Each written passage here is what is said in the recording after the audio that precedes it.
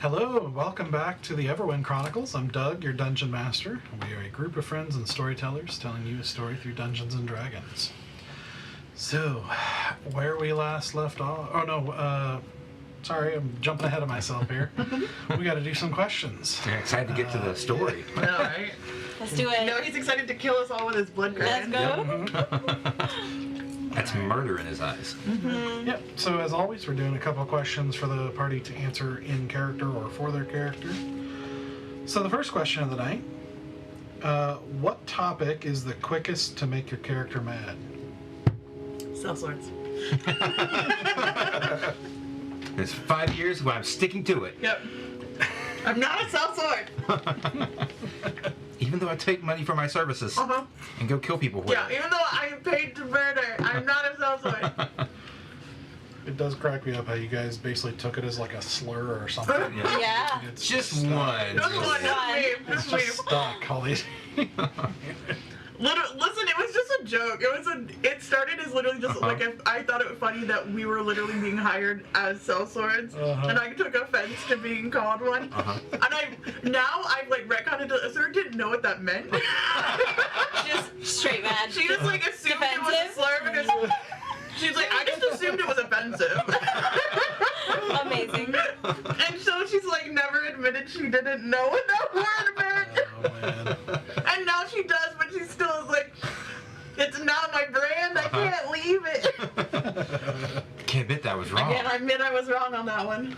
It's too good. Yeah, I definitely still say sell swords, but it's a petty sort of argument, not like a genuinely heated one.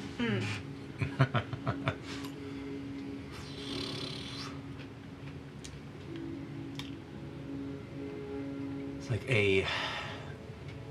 I think this is something that Valen and Sarek actually share, is like this abuse of power. Because I think a lot of it harkens back to his family life and watching his parents abuse their authority a little bit. And so when he sees that, it can be a little triggering on how he views it. Which is why he was gung-ho to jump into the rebellion. Like, that's a gross misuse of authority, so... Sure. Yeah. Here. Yep. Now we get to know a little bit about you. I know. I love these questions. I think necromancy, the topic of necromancy, she's very, she will turn even more serious on, and it like her blood curdles. She's ready to fight, when we talk about necromancy. So it's a little close to home. Yeah, maybe. Yeah. I think for You don't know? I don't know. That's why I'm asking. Yeah, I was like, yes. I think for like a legitimate answer, not like a silly answer, I think moral absolutism can get Asura like kind of prickled, especially when people really like don't allow for the nuance of life to be that, but then also being too pessimistic in their moral absolutism. Because she's been on that journey of like, I will not be defined by bad decisions I've made now, because some things were made for me that I didn't know were being made on my behalf, and some things I decided to make bad choices out of pain, and so she's trying to like, I wouldn't call it a redemption anymore. Like she knows she cannot fix what she has done, but I think now it's more of like, but I will not allow that to be the definition of how the rest of my world view goes and how I will make every choice after that. But also she's still made bad choices since then. And so I think like the moral absolutism, especially like piety in moral absolutism, just really like, ugh, prickles her. Prickles her. Okay. Nice. Second question. What is your favorite weapon or spell that you've seen in combat? Oh, man. I don't feel like I see it often enough, but I love a good slow spell that works. Because taking away reactions and like your spell having a chance to like not work until a later round or fail completely, I just think is brutal when it works. I don't know. I love like, yeah, slowed movement. I've never carried it once as a spellcaster, but I love seeing it used. Mm-hmm. Yep. Anything that stuns. Stuns are, I love stuns because it gives you a free round to just like wail on them or heal or do something. You just have a free round to do what you need to do, depending on the rest of the board. But yeah, like, that's why playing them up, getting that stunning strike and getting it, actually having it hit. Oh man, it feels good. Then you got a rogue that can really take advantage of it. I love when you stun things. I'm like, oh, I'm about to fuck this shit up. Because I get to roll with advantage, which means my sneak attack and damage can happen, and I can just be there. I don't have to deal with any of the other bullshit. I don't have to hide. I don't have to do anything. I can just fuck shit up. I mean, Asura is kind of anti-magic just because it's more she just doesn't get it. As like, she's got a little bit of innate magical abilities, but she's never applied herself towards magic. So also now finding out that she has probably some really terrifying magical blood sitting in her system is also freaking her out a little bit. But I would say, like, personally, one of my favorites is Polymorph, just because I think it's the most insane spell for, like, either creating the most ridiculous, like, physical obstacles or the coolest fucking fights. Like, when I got turned into a dragon and I fought that other dragon as a dragon, coolest thing I ever did. Now, did I get my ass kicked? I did, but it took me a while to get my ass kicked, and that was fun. But when you do it with style. Yeah, I was like, it was... Abuelita was packing Polymorph. It's such a fun spell, and it was also very smart to put me in Polymorph because I was like gonna be murdered. I was going to be murdered in that room if I was not a big scary dragon for a little while. Also, just on a petty personal nature, I really love having a Hellish Rebuke because I feel like that's such a petty response to getting hurt and be like, "Fuck you, bird." Like, it's not like the greatest, like, most powerful spell, but like, if something does not do well with fire, it can really fuck shit up. But I just love how petty it is. It's like, ouch, burn. Monster's favorite. Yeah, I always like hold on to it. So for like, I'm like, I need to wait for my opening. Gotta play with this just right. Yeah, because I love it. It's so petty. Yeah, I'm gonna answer this one. I love anything that's unexpected, like anything creative that shows your, like when Fran brought down the stalactite and basically made the layer a weapon. Yeah, she was like, and boom. Yeah, it was such a good attack. Oh my gosh, great. Yeah. In fact, that kind of thing is part of what made me fall in love with D&D because, and I've told this story before, I'll try to do very quickly, is in my very first campaign, like session 1 or 2, I don't remember, we were trying to help this lady who said there was rats in her basement, and we go down to the basement and the door shuts and locks and skeletons rise up, like she had basically tricked us. And so these skeletons were continually rising, and we were trying to deal with it, but we were like hurt and stuff. So I was like trying to figure out a way out of this basement, and so I one of the characters had like a quirk that he was really into cooking, and he always had, you know, food and cooking supplies and stuff like that. And then so I basically yelled, "Hey, toss me your flour." And so he was like, "What?" "Toss me your flour." So on his turn, he tossed me his bag of flour, and I went up to the top of the door and lit the bag on fire and ran. And the DM was just like, "What?" Oh yeah, because flour is... I was like, "Flour's explosive." Yep. Google it. He literally Googled it. He's like, "Nah." You can find videos on YouTube of people blowing up flour bombs, basically. Don't do that. I did not know that. Don't do that. It's not a good idea. It's why you should never store flour near open sources. Do not do that. Yeah, do it in D&D. Let the desire to do it in fiction. Yeah. Your imagination gets its outlet. So I was able to blow a hole in the door and get out, and That's it's just amazing. like, dude, you can do anything. I love that. This is the best game ever. So yeah, I love that kind of thing. I especially love it when you guys do that kind of thing, and I'm just like, wait, what? That's awesome.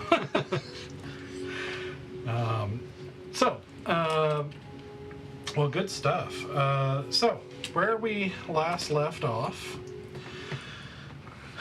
the party had accepted a mission to go into the abyss, seeking the Emerald Dragon and the Celestials he was trying to rescue, the Elythian children.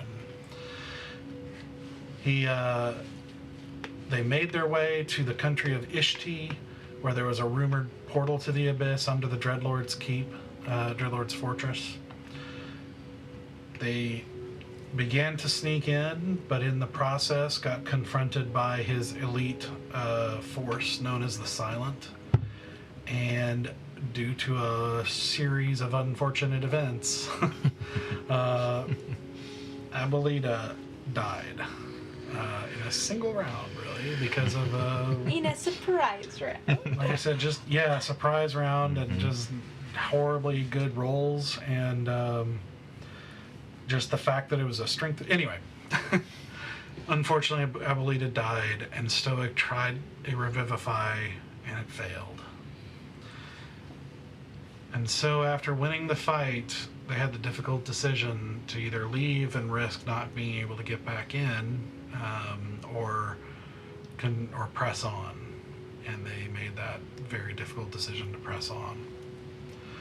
So after finding the chamber where the portal is and performing the horrific ritual to open the portal, they were transported into the abyss, where they entered the area known as Broken Reach, which also goes by a bunch of other names, but they started making their way forward and ended up hearing some noise. Valen went to go check it out and saw a gigantic demon collecting captives, basically, and rounding them up into a rolling cage of sorts. But he was spotted with a natural one, and this gigantic demon, which is a very powerful demon, started chasing them, and they managed to circle around, release the prisoners to cause chaos, just enough chaos to allow them to escape, and made their way to the city known as the Desecratorium.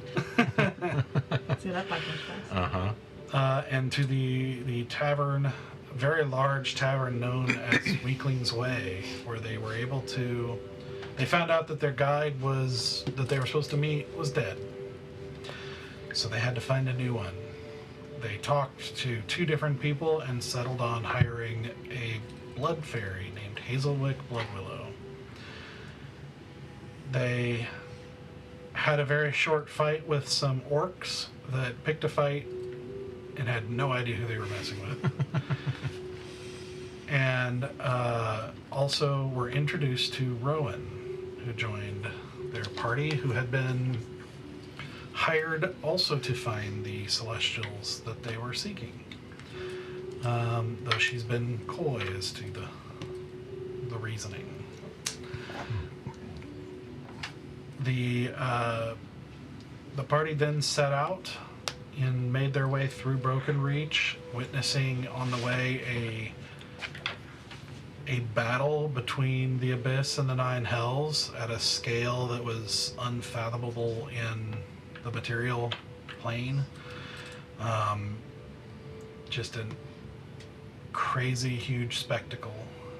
But then they eventually made their way to the portal to the next layer, which they hopped through and ended up in a layer called Angel Fall, a swamp, but instead of water is full of blood. Putrid, stinking blood filled with the smell of iron and rot. And so they made their way through Angel Fall with a narrow pathway of dirt and rocks. And they eventually reach a place where they see a gigantic skeleton remains of apparently a paragon, a very, very powerful angel that led a force here and was defeated and fell, who Hazelwick says probably would regenerate if the skeleton was ever moved, but good luck getting here and moving something that size. And so the corrupt blood just keeps it there. Corrupt blood. He recommends you don't go into. And as they are taking in that moment, as they're taking in that spectacle, there's a movement a disturbance in the blood to their left. As ahead of them, they see two humanoid figures raise up out of the blood, which I will show you. Blood right here. That is not it. So the two humanoids slowly rise up out of the blood. I will get changed. Give me a second. Just 1 second.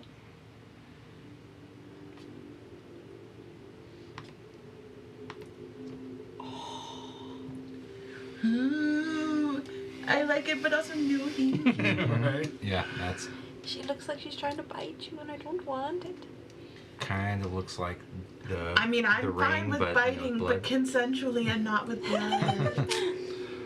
So these two humanoid girls stand up out of the blood as the disturbance next to them increases, and they begin to see black tentacles, rising up out of the blood, and then emerging out of it, the huge hulking form of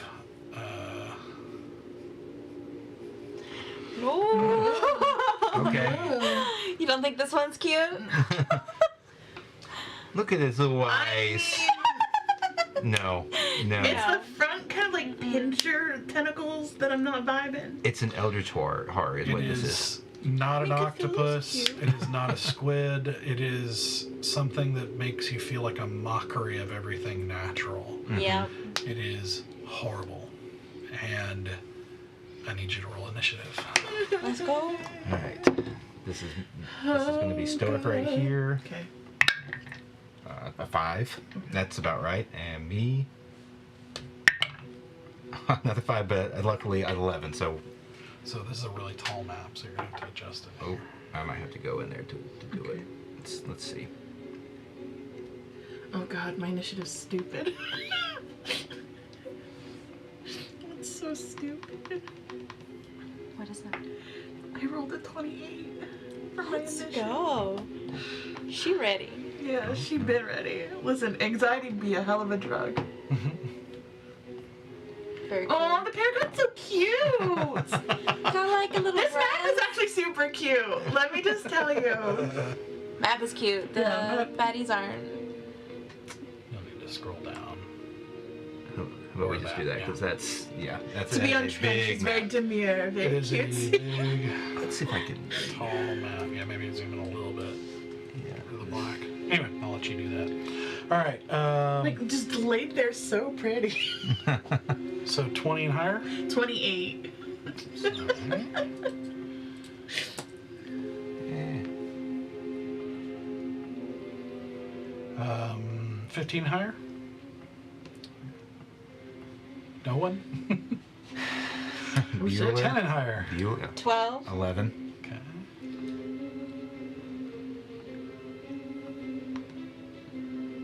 What did Stoic get? 5. Okay. Let's see if this will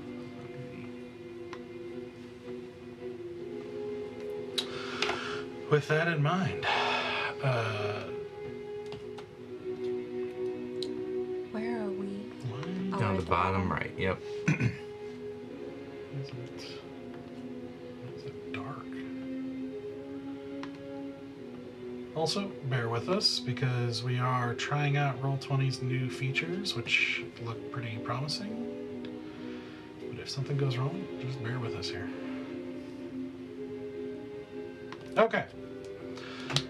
So, because there's a lot of red on this map, the two humanoid figures you saw, that ping is not very big. Let's see if I can.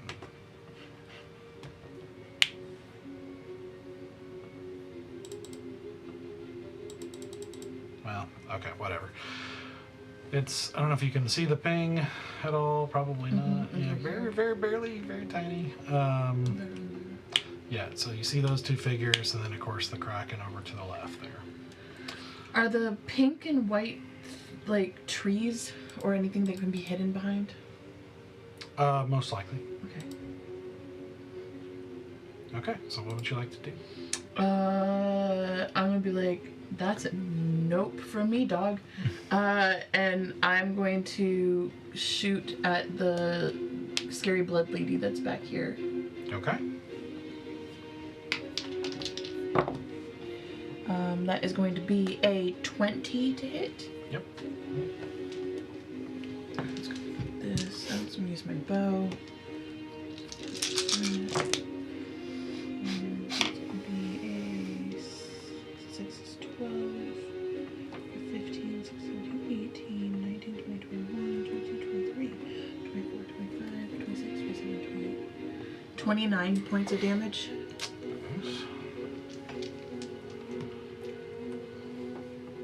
Alright. So you see it like, it hits it, and it like takes the damage, but just doesn't seem to react. Kind of like what you've seen with undead in the past. Cool. And then I'm gonna bust my ass towards a sturdy looking tree that has some really good cover, and I'm gonna hide.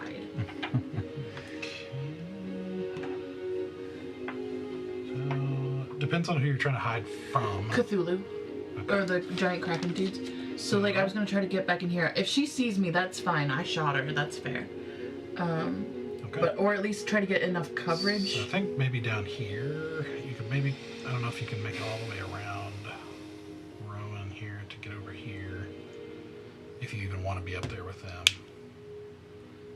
No, I think behind this big tree right here is fine. So long as I am out of sight of this guy. Let's see, 5, 10. Yeah, you can get up there. Cool. Yeah, I just was specifically want to be out of sight of the kraken dude. Okay. Nat 20. Let's go. Which Okay. makes it a total of, what's my stealth again? 14. So it's going to be a 34. Okay. As you run, Yeah. one of the tentacles whips out with its 20-foot range, Shit. Fuck. No. and it's an absolutely. opportunity attack on you. No shit, motherfucker. Uncanny dodge. 15 to hit, though, so Oh, it doesn't hit. there you go. Because my arm class 17. Terrible rolls. I just like duck and roll. Like absolutely not. And then you can't see me, John Cena, my way into that tree. Alright, cool. And so I rolled a 34. Alright, Rowan. Show us what you got. Okay, so... Wait, isn't he next?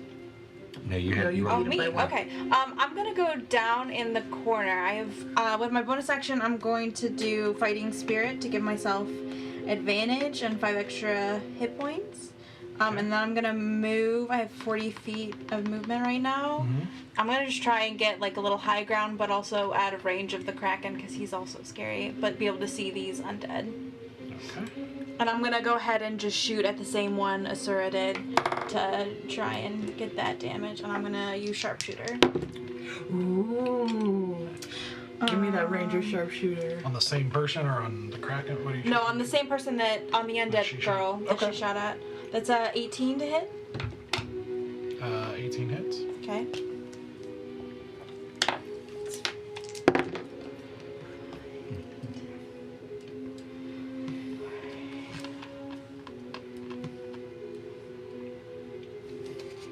$32 points of damage. Yes! I love sharpshooter. I'm gonna take my second attack, also with Sharpshooter, natural 20. Hey! Oh, heck yeah. This character's not going down in a fight. 8, 9, 10.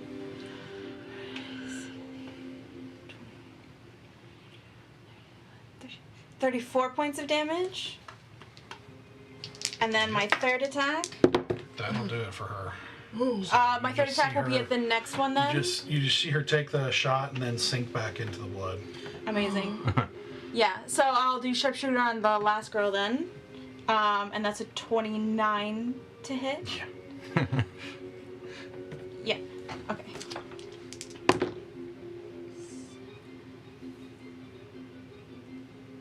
$28 points of damage. Nice. Okay. I see you. Although that's a lot of damage to take these women down. Yeah. Because my first two were 30 plus damage. Yeah, mine you was did- a 20. You did Yeah, 30 so that's something, 60-ish points probably then. Oh god, that's a lot of damage we're gonna do. But they have okay AC because I hit them with an 18. So, so that was my bonus action, my action, and my movement. So, that's my turn. Okay. The third arrow, though, you see is like, is just this piercing black spike that magically, like my bow, like you see me pull my arrows for the first two, and then the third one, as I'm just like pulling back the arrow, it magically appears and Like a shoots. stiletto, doesn't it? Yeah. I'm like, oh shit. All right. With How that, much did you pierce her? the Kraken is going to use a legendary Just action them? and attack Valen. I think it was like 28. Oh yeah, that is a. No, I don't like that. I is don't like your a energy. 30 to hit. Yeah, yep. Mm-mm. Just barely. Mm-mm. I don't want that. So you are going to take 19 bludgeoning damage, Okay. and you are grappled. Okay. Which, well, I should say restrained. So you're basically being held in place by the tentacle. Your speed is 0. You can't benefit from any bonus to your speed. Attack rolls against you have advantage, and your attack rolls have disadvantage. Okay. And disadvantage on dex saving throws. So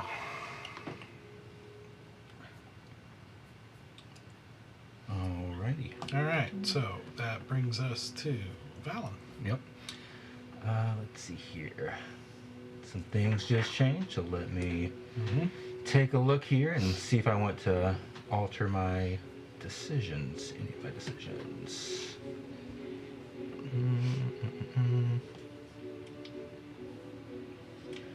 I'm willing to bet he's pretty hardy because he's kind of big. I'll give you a hint. He has at least 10 hit points. Feel pretty good about that one. All right. First thing I'm going to do is, as a bonus action, I'm going to activate my dancing longsword. So Okay. dance and send it to the girl, the other girl there, and it can go 30 feet. So I think it's 20 feet to get to her, if I'm not mistaken. And I will do an attack with that.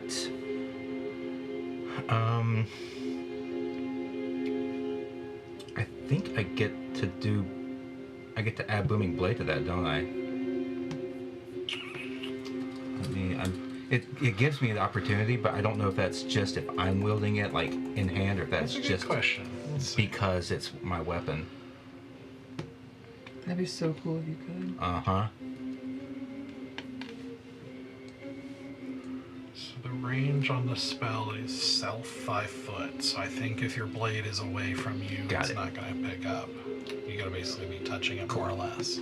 Okay, so we'll just go ahead and attack with the dancing longsword, regular style. Attack that girl. And it's a 14 to hit. Nope. Well, that's awesome. Off to a stellar start. Okay. Now I'm going to take Balance my back. sword. Yeah. The rolls are, yeah. Now I'm going to stab into this tentacle Okay. with my longsword at disadvantage. I'm trying to see anything. Yeah, we're good. 17 to hit. 17 does hit. Whew. I am going to pump a stunning strike into this. Where are you, key points? There you are. So with the stunning strike, it has to make a con saving throw of DC 18. Okay. Well, go ahead and do your attack, right? Oh yeah. Okay. I'm gonna throw a lot into this actually. So I'm gonna spend another key point to add a D8 to this. And I'm gonna go ahead and pump, I think, one booming blade into it. Okay. Just to make sure that's not going to affect your stun. They're not like bonus actions. It's not going to affect your stunning if you're trying to do both. Let me make sure, because there's also Storm Strike that I can throw into it once per turn when you hit a target. So I'm also going to do Storm Strike, but that one is just once per turn when you get a hit, you can throw it in there. Yeah, I'm good with that. Where was the other booming blade?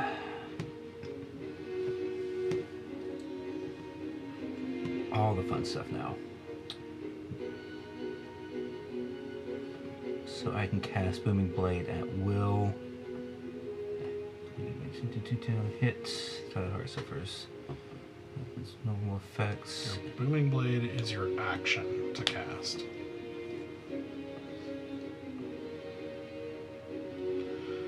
You cast it and then make make a melee as attack. part of casting the spell, you make a melee attack. Oh, with that, got it. Okay, Yeah. it's tied to my sword. That was what was confusing. Okay, so I won't do Booming Blade. I'll just do the Storm Strike and the Key Empowered Strike or whatever it's called. Adding the extra D8 to it. So 2D8 and Storm Strike is 1d6 of lightning damage. It's got for the Storm Strike. It has to succeed on a DC saving throw of 17 for Constitution, Okay. or it has disadvantage on attack rolls until the start of my next turn. So damage is 2 lightning, 8 slashing. 15 slashing. Okay. So you slash into it, and you see some electricity kind of go over it, and doesn't seem to affect it in the slightest. Got it. Oh, It's good to know. so it's immune to sparkle damage? But so it still takes the other 15 slashing damage. Yes. Okay. And the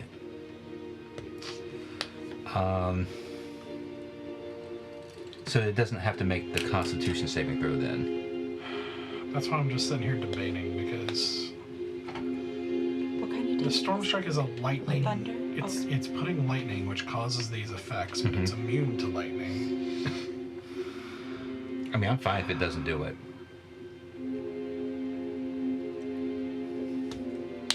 All right. To keep us moving, what I'll do is I'll say it has advantage against it Okay. because of that immunity, but I'll still make a roll.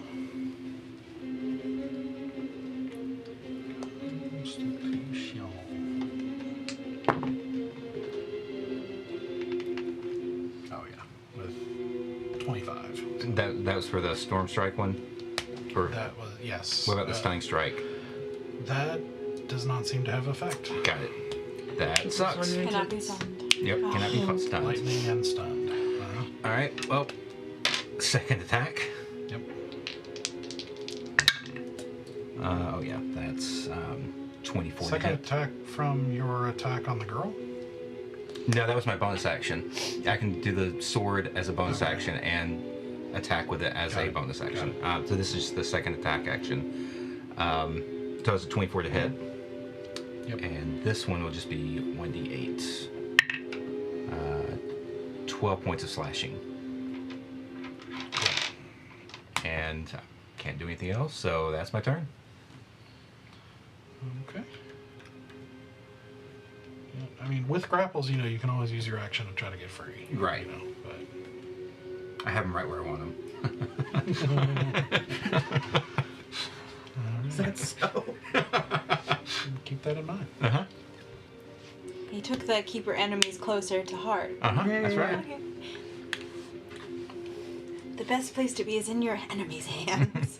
Yeah, that way they can hurt I've never you been closer easier. to my enemy in my whole life than when he cradles me in his arms. I just dare him to attack me. Do it. Do it.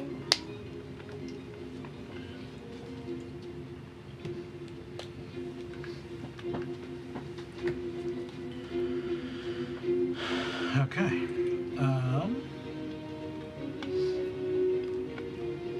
That brings us to the bad people. I don't like that. I don't love that. That's not my favorite.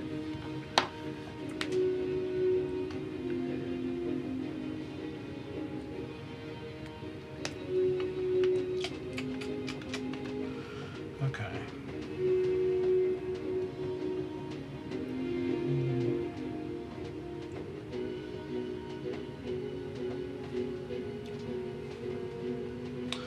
Okay. So, the girl, you see her dip into the blood very quickly and then rapidly emerge. Wait, what did our guide roll? Sorry. Hmm? What did our guide roll? That should have happened. Oh, did you not roll for him? Okay, well, he's gonna go after this. Okay.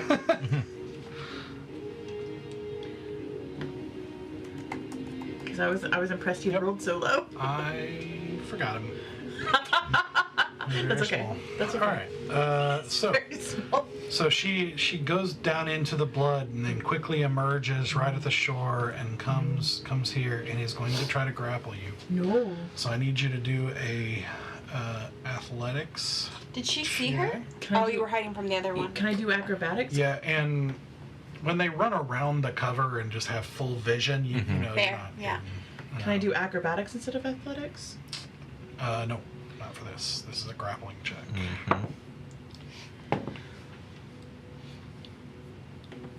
It's a nat 20. All right. Nice. Nice. What is that? It's a crow. Crow. Mhm. Okay.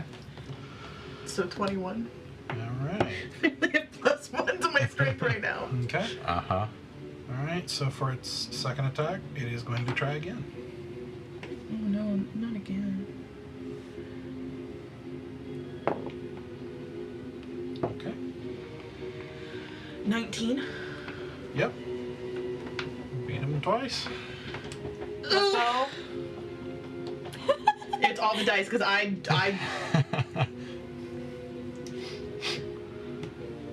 Okay.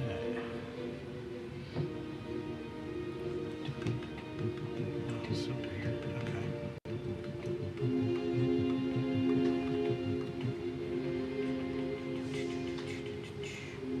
Okay. Okay. So that'll bring us to the Kraken. The Blood Kraken.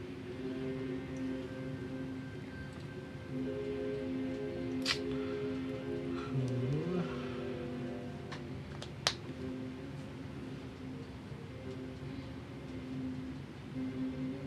Alright, so. What's the thing that gives Stork? Yeah, something that gives himself advantage on attacks. Pardon? Doesn't Stork have something that gives himself advantage on attacks? Am I mistaken? I thought there was something. Maybe it's just the extra D8. Okay.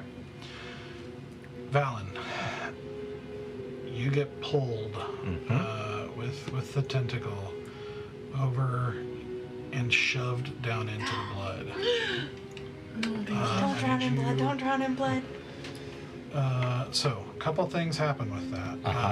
First, I need you to make a Constitution saving throw Alright. for entering the blood. Sure. Second.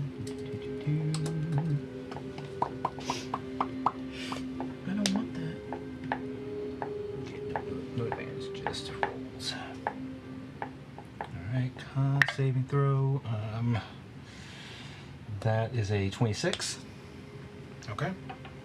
For the moment, you are okay. But you absolutely feel there's something wrong with this blood, but you don't really have time to think about it as you are slammed into the ground beneath the floor of the swamp, which feels like stone. It doesn't feel like dirt or like mud. It is hard. So you are going to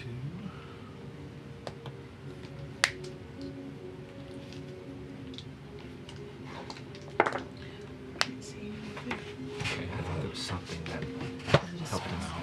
So you're going to take 18 bludgeoning damage, All right. and you are restrained under the blood, Got it.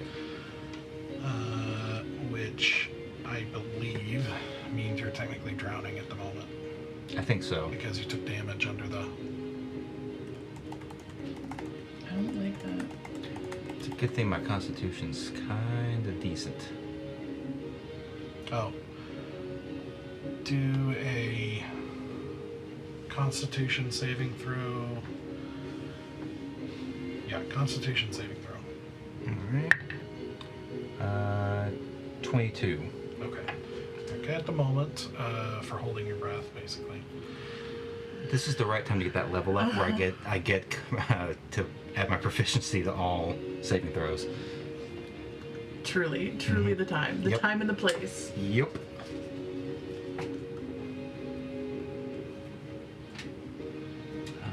Okay, now I gotta focus on what we're doing with Stoic.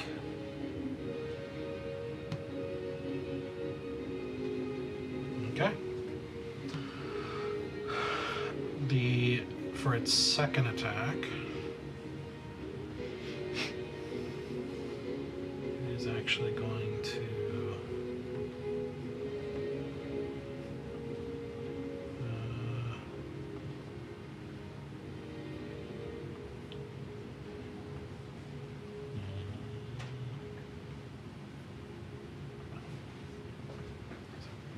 put it over here.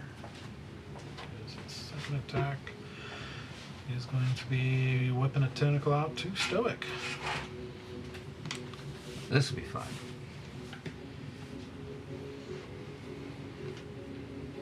So that's a natural 20. Of course it is. No. But that's what you do with Stoic. You hit him with 20s. Yeah, well, the dude has like 15 ways not to die, so I don't feel too bad. 20 bludgeoning damage, and he is now restrained. Okay. Okay. He can Misty Step if he needs to. Yep. That's what I was thinking.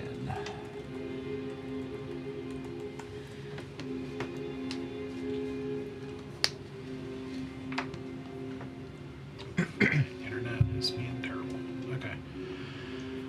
Alright, Hazelwick is up. Come on, Hazelwick. Let's see what he's got. Come on, Bella. I'm surprised he's even gonna fight. I don't even like. See you in a minute. It's your job to protect me. I just chill.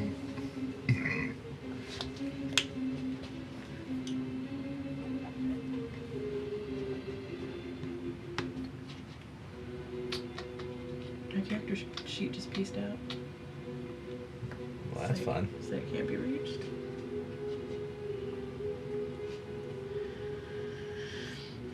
You have it memorized though, so it doesn't matter. Yep. You do like 75 damage each turn. Yep. Technically, And that's right? exactly what it is. That's exactly how the It's a math D6 maths. plus 75. Yeah. Okay. So, you see him flicker kind of a brighter red around his wings, and he is going to dart forward right toward the Kraken. If I can get there. So I'm going to go right up to it and 2 attacks.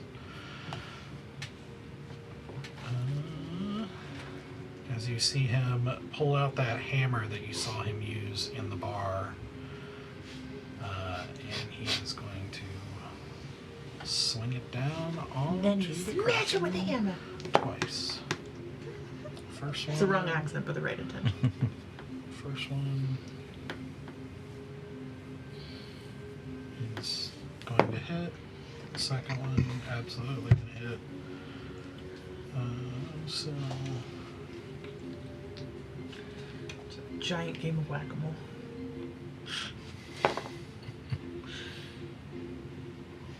so 14 damage.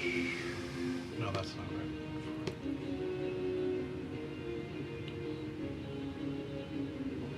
22 damage total.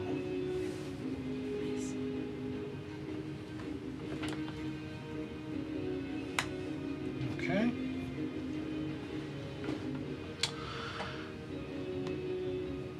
At the end of his turn, Oh.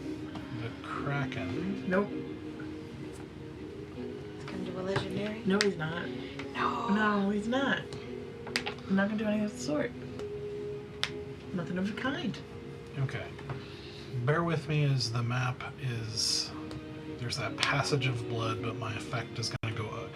The effect is only affecting the blood, not the ground, but it's going to cover the ground because I can only do Radiuses. limited. Yep. That makes uh-huh. sense.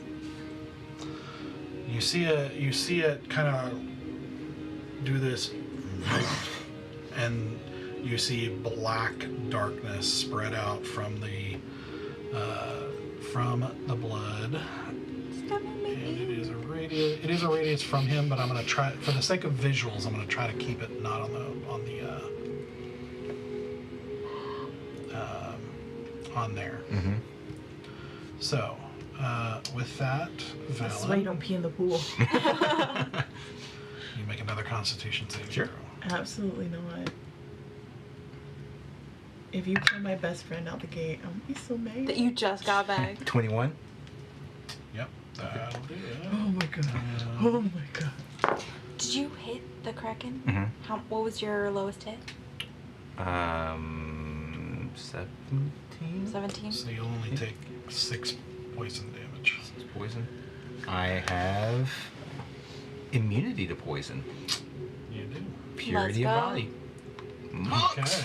Heck yeah. You're like, no thank you. I'll pass, but I tasted the poison, I went, not for me. That's big. Okay. I'm the right one to be in this situation. Sounds like You picked the him. right one today. Well, until yeah. Yeah. God, his stomach goes under. We're so Mhm. fine. He is restrained at the moment. So we're back to Asura. No, Stoic. Yeah, so Stoic hasn't gone yet. I was like, I guess he probably would pop out his wings, wouldn't he? Or he might. I think he's actually gonna misty step and get out of the tentacle situation. Okay. yeah, I don't think he's into tentacles. No, he's restrained. No. Oh, I thought you said he's not into tentacles. Yes, gotcha. I hear. I have good hearing. Okay. No. You were correct. That is what I said. It was the intention of my Yeah. words was slightly different. I thought you said in the tentacles. That's what I heard. Yeah, no. Into. All right, so let's knock off, I guess, a spell slot for that, and move. Oh, there we go. Far away. Far away.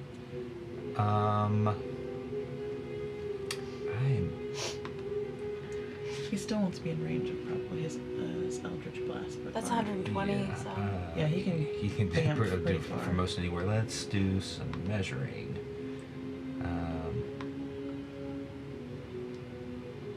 Yeah, I think Unless he wants to probably. bamf up this way somewhere.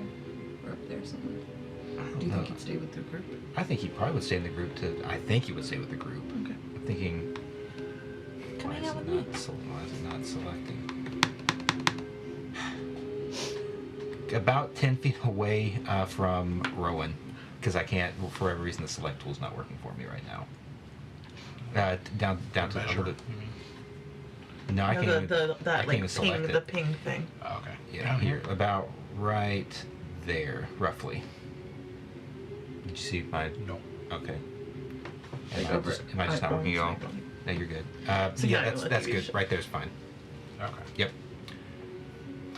The ping is really tiny. I think we can fix that next time. But Okay. It's very tiny. Right now we're not on the screen. Is it not adjusting? Yeah. I think I know why, but we'll talk later. Okay. All right. So he Misty stepped away. Yeah, it's not on the screen. Okay. Adjustments have to be made. There we go. Back on screen. Okay, and now let's do a couple of Eldritch Blasts. Can you do that? After you Misty Steps? Or is Misty Step a bonus? That's bonus. Okay. Yep.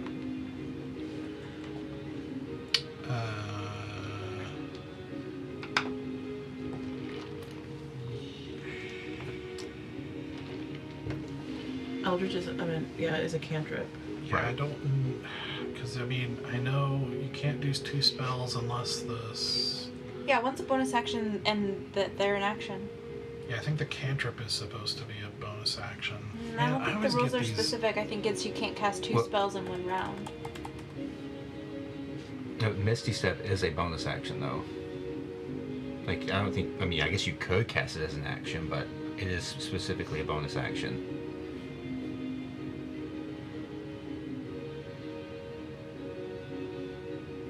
Yeah. Alright, I'll allow it. It's fine. Alright. 3 of them at...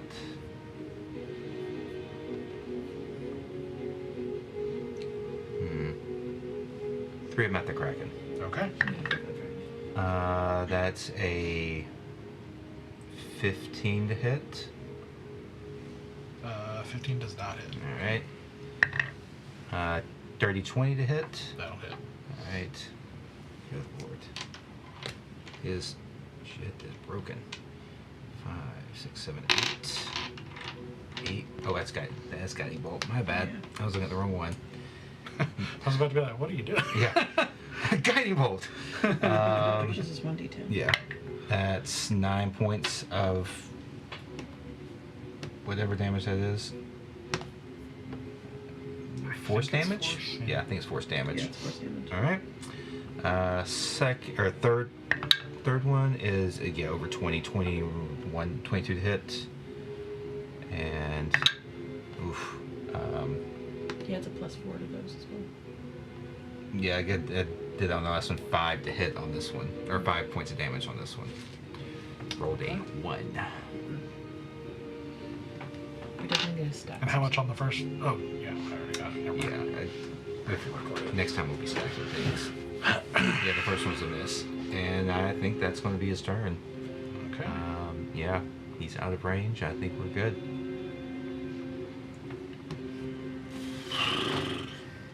Okie dokie. What color are you right now with the makeup? I'm like a burnt orange Okay. kind of aesthetic with like blue accents, like a navy blue accent. Okay.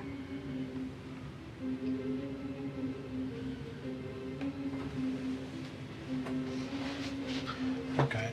Well, you know what? It'll just basically because of all that, it's just gonna use a legendary on Mal again. No. Stop fucking with the boy. So, all right, with advantage because you're in a bad spot. So yeah, 31 to hit. Yep.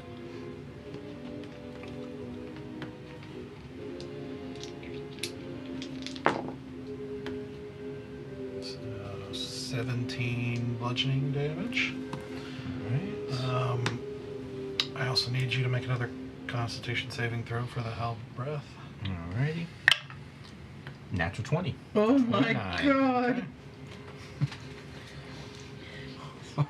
She's like, when I was tortured, this is what he did to me. Yeah. He put me in blood. Uh-huh. My stomach is just like Pretty every much. time. Yep.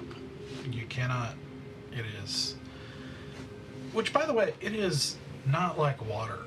Like, this is thick Yeah. and heavy and doesn't feel good, doesn't feel right. It feels like it is corrupting you, is the best way I can describe it. And it is, the sound is almost gone. It's like it is very claustrophobic. Yeah, it's thick in here. Not helped by the very strong tentacle wrapped around you, but you get the briefest moment of relief as it brings you up out of the blood and then slams you back down again and holds you with that kind of iron grip down at the bottom.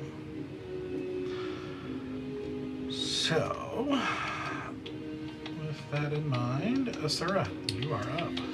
I'm gonna pull out, since she's very close to me, I'm gonna pull out my Blade of Transference Okay. and stab her, Okay. because I don't like her.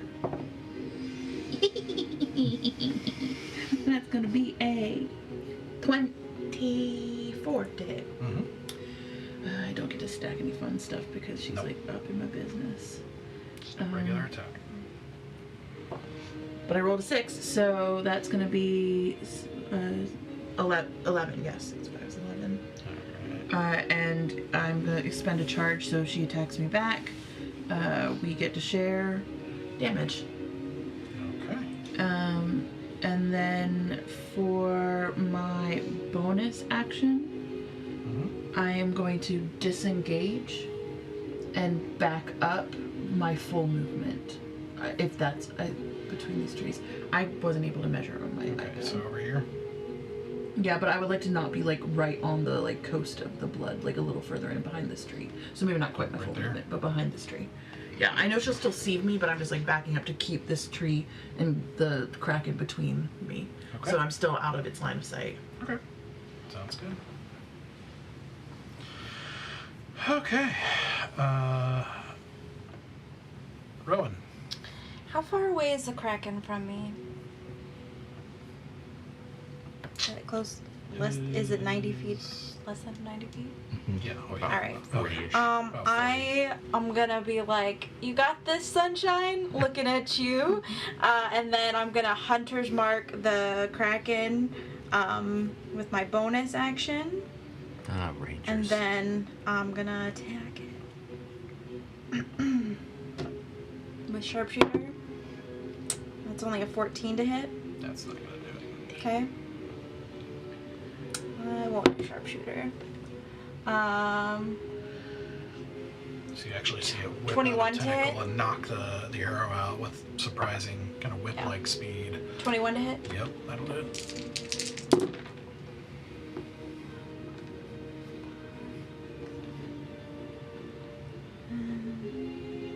19 points of damage. Okay, nice. And that's my turn. Okay. Because I rolled low. Okay. All right, Valen.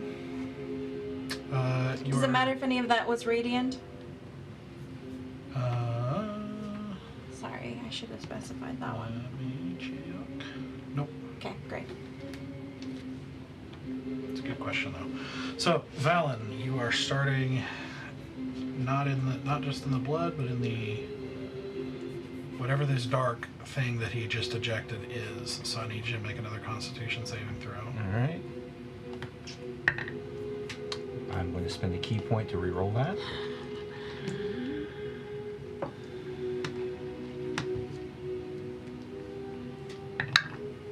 Ooh, that wasn't any better. That's a 12. Yep, not gonna do it. Yep. So, Because I can only do that once. Yeah, Right.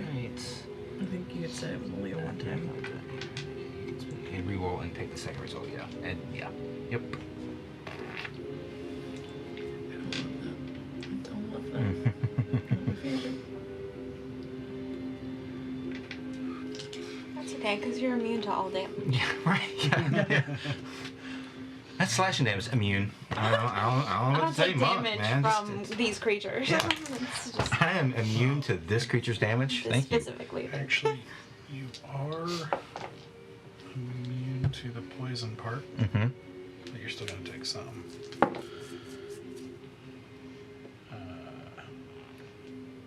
Which the blood is dealing necrotic damage, so if that affects anybody's resistances. The thing that he ejected is poison damage, so you're avoiding that. Oh, I So imagine- 6 necrotic damage. I imagine that Alright. could fuck you all the way the fuck up. Let's see. Oh god. Oh god. So, now it's your turn.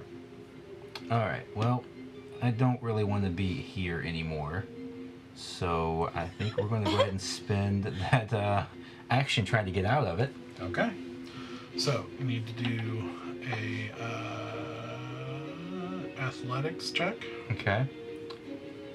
Just. All right. I don't think I have anything. I can do anything. And this one has an escape DC, so. Okay. 14. Nope. Cool. Well, that is the action. I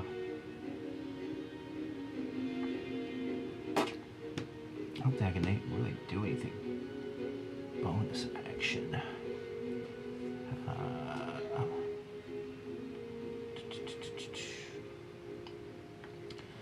No, I can't do anything with him bonus action wise. Come on, Matt, pull up. I don't see my sword up there. Oh, yeah, I should have.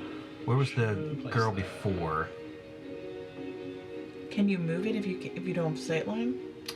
She was in the blood, I think, next to was- this rock, right? Yeah, it was. I don't know if you can Let see me my just make name, sure. but she was right there.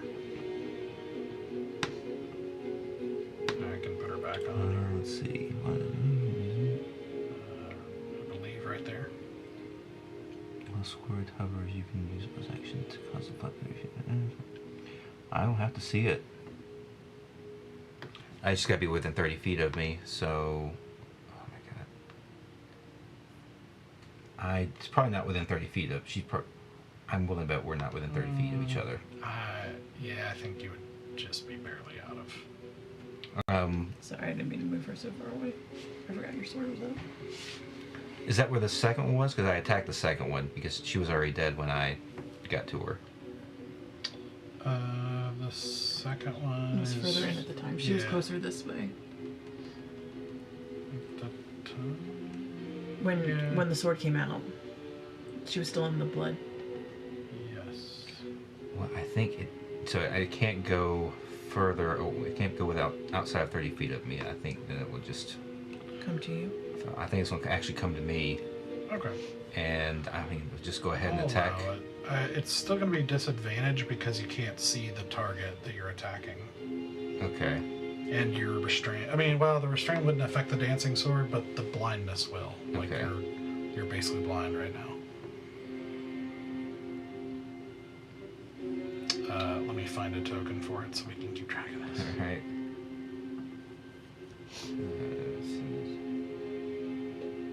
Does it have a V on? I mean, not V. It doesn't have a. What's the visual component? V is verbal. Is That doesn't give me anything. S is somatic. No, I mean, there's nothing. There's no. It doesn't have any visual element to its spell listed. But you're gonna say it's disadvantage regardless. Like, there's no visual for the sword itself. So I mean, I'm fine with that. I the just want to make sure. you are manipulating the sword Mhm. with like a will, basically a mental will, and you need to be able to see what you're telling it to attack, like when Okay. you're controlling it. Kind of like telekinesis. If you're, is the way I'm kind of thinking about it is. It's like a telekinetic connection to this sword that you are using, or like a magnetoing. You know, Right. you still need to be able to see. The sword is not animated. It's Okay. not acting on its own will. That's fair. So I think that's That's a 16. 16 barely hits. Okay. So I think we got our number. Yeah, 16's easy. So, It's 15 I'll didn't. move right here beside you. Where's my d8s? D8s. Ooh, oh, good. That's 8 points of slashing damage. All right. I'm just going paper cuts. Yeah, and I magically paper cut you. yep, got nothing else. So that is the turn. Okay. Okay. So now it's their turn. Alright, so this lady is just going to keep chasing Sura here. Okay. And it's going to try to grapple you again, so. Okay.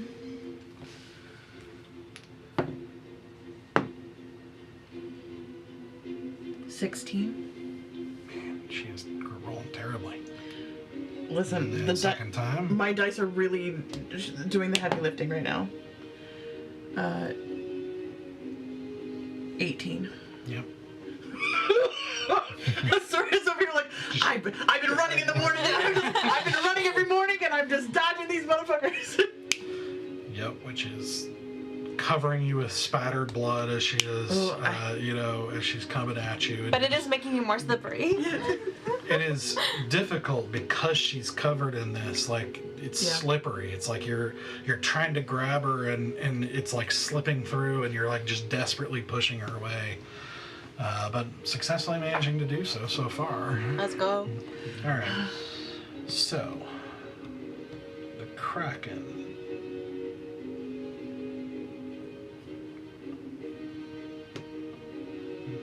No problem. So the Kraken is actually going to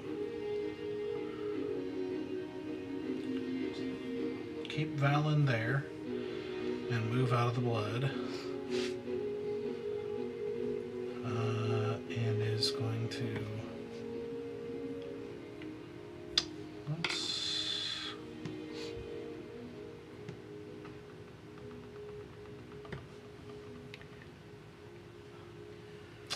I think it's going to go for Rowan.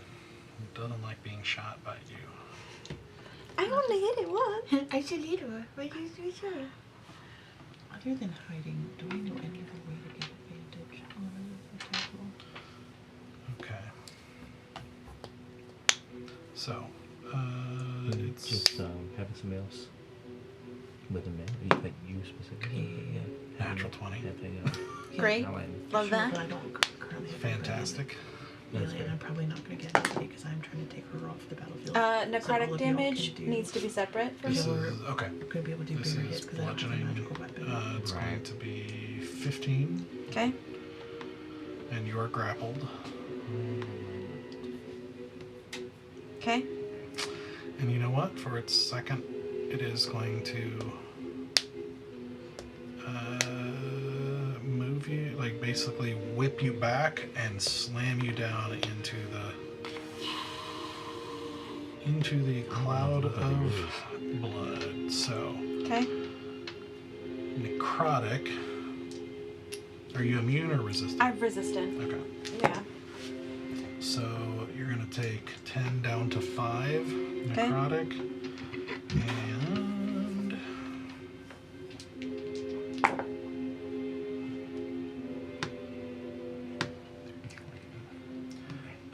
18 poison damage. Okay. And you are restrained and underwater or under blood. Great. I love that. It's not my favorite. I assume I have to make a concentration check. Yes. Yeah. For Natural the 20. held breath. Yes! Yes! Yes. Come on, nat 20s. Let's get sickening. And I forgot there's also as part of He's that got some big. movement, Still there's the got some bludgeoning damage big of getting slammed down into the Need to pull Hail ground. Mary. Yeah. Under the I'm starting to wonder if we blood, might have to do that. I just know he's a little hesitant to use this spell slot. which is Yeah. 19 bludgeoning. He's resistant to lightning damage. Yeah, I don't know.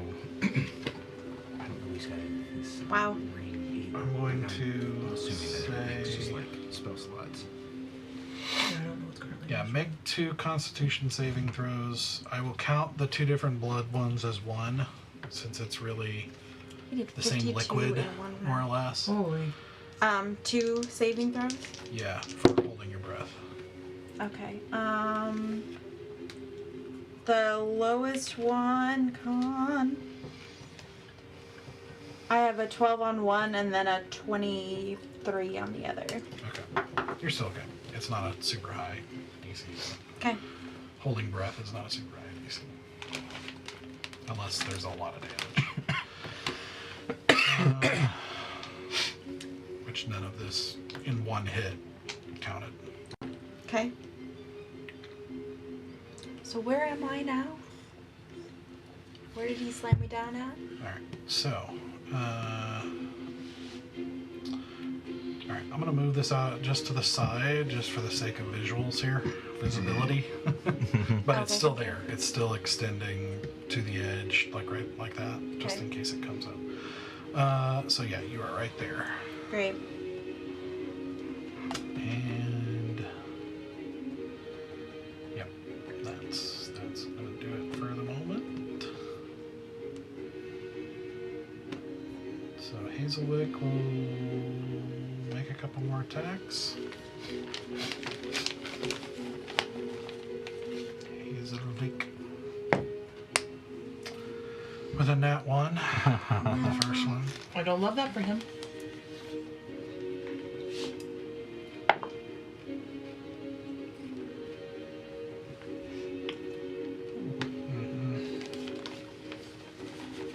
Okay, so he's gonna have to use a bonus action to see if he can get it. It basically,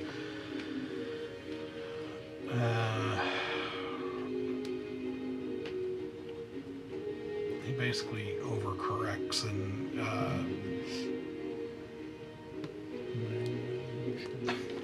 it's like weapons stuck in the ground, but it's like hard to flavor that with him. Because it's not exactly a. Yeah, I'll just say his like the tentacles bat him into the ground and like shove his hammer down into the ground like that. So he'll make a quick strength check. Oh, which he actually has advantage on right now. Which will get it out, so he can make his second attack, and that will hit.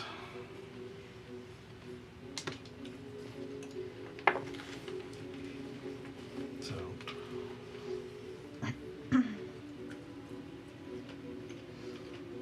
14 bludgeoning.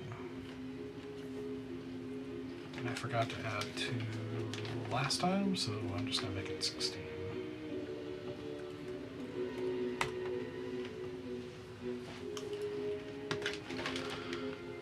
Alright.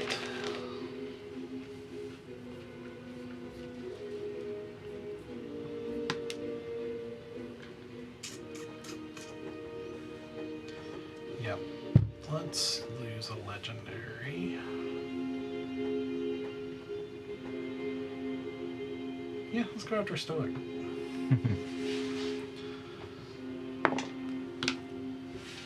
Yeah, that's gonna do it. That's a 31 to hit.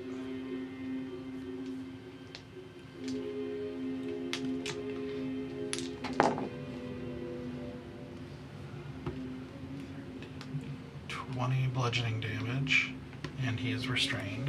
Okay. Oops.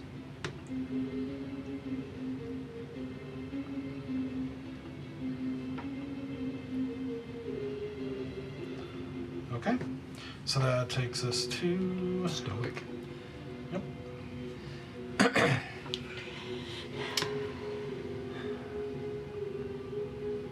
Oops, that's what I'll look at. I am.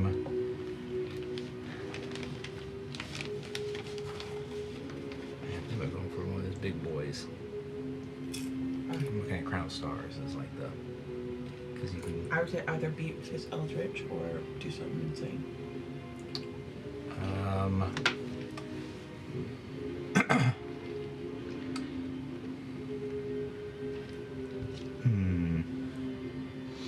Don't know. Oh man, it sucks. I don't know if this thing's immune to being charmed or not. I mean, it's immune to being stunned. Yep. Which probably means it's got doesn't do much on the whole brain thing. Let's. It might not do well on taunt. Because stunned is a physical. That's true. But it's got to do an intelligence saving throw. Oh, smart. I'm gonna do Crown of Stars. Do it. Yeah, let's do. I think we'll go ahead and cast Crown of Stars. Okay. Go big, because right now 3 of us are currently grappled. Yep. So it's not looking good. Many. Yeah, so much damage. How dare he have so many arms? Krakens or beasts? And let's see. And so he has 7 star-like motes that are orbiting around his head, and this lasts for an hour. So yeah, this is fine. And as a bonus action, one of the motes streams. Yeah, so I guess we're going to send one towards the Kraken, and I has to. Oh my gosh, what It's is not even concentration. That's crazy. Yeah. Oh, range spell attack. Okay. What's his spell modifier? It is. So as a bright light emits around Stoic's head, suddenly you see those motes of light rotating around it. Oh, he has a halo. Well, you're the only one that sees it because the rest of us are under. There we go. 24 to hit. Yep. So now it takes 4d12. I didn't bring up my d12s. Do you need D12s? I have 2 here. I got some. I just didn't break them out because I wasn't going to be using them. Let's Did go. you roll disadvantage? Because you're. Oh, yes, that's true. 17. Yeah, that'll still hit. Let's go. 16's AC. Okay, really. I'm close. Well, I rolled a 12 and a 10, an 8 and a 2. Oh. So that's, what was it, 22, 30, 32. I don't think there's anything added to that. No. And that's radiant damage, if that Alright. matters. All right, slamming light into Mhm. Kraken. As you just, as you slam that in, and you just hear it, it's like this burbling. And you can send the stars as a bonus action, right? Right. So you can do Eldritch. You can basically dun, dun, dun, Yep. zoom. Yeah. You can do the Mario throw the star. Yep. It's me. Okay. Anything else you're doing? I think that's action to cast it, bonus action to throw one. So yeah, I think we're done for this round. All right. Let's go ahead and use a legendary then. Yep. No, don't do it. No. And it'll just use its legendary to pick up Stoic and slam him into the blood over here. No. Which is going to.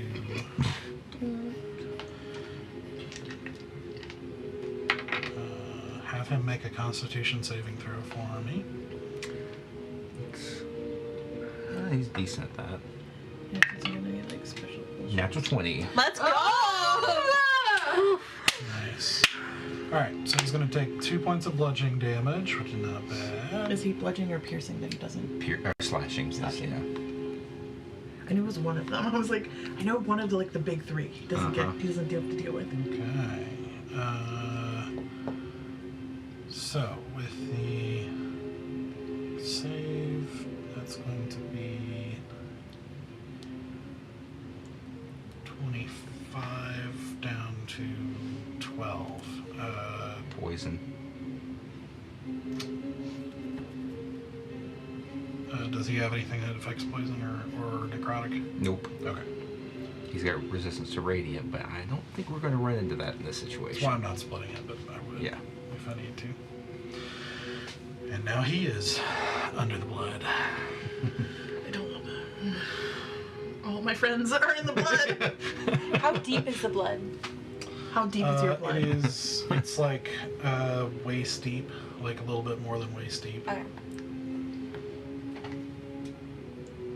Yeah, so like a little bit less than 5 feet, I guess. Okay. Yeah, I guess it's. We'll call it 5 feet, just for the sake of nice round numbers. Because it's more than waist high. At least right there, it is 5 feet. Okay. Okay. All right, Asura, what you doing? Bonus action. I have a vial of acid in my bag, and I'm gonna pour it right on her fucking eyes, so I blind her. Okay. Like basically splash it right across her eyes. Okay. All right. So make an attack. This would be. It'd be like using an what's it called? Unarmed strike? No, it's a improvised weapon basically. I rolled a 17 on the dice. Okay. Then it should work anyway. Okay. Okay. So the vial of acid.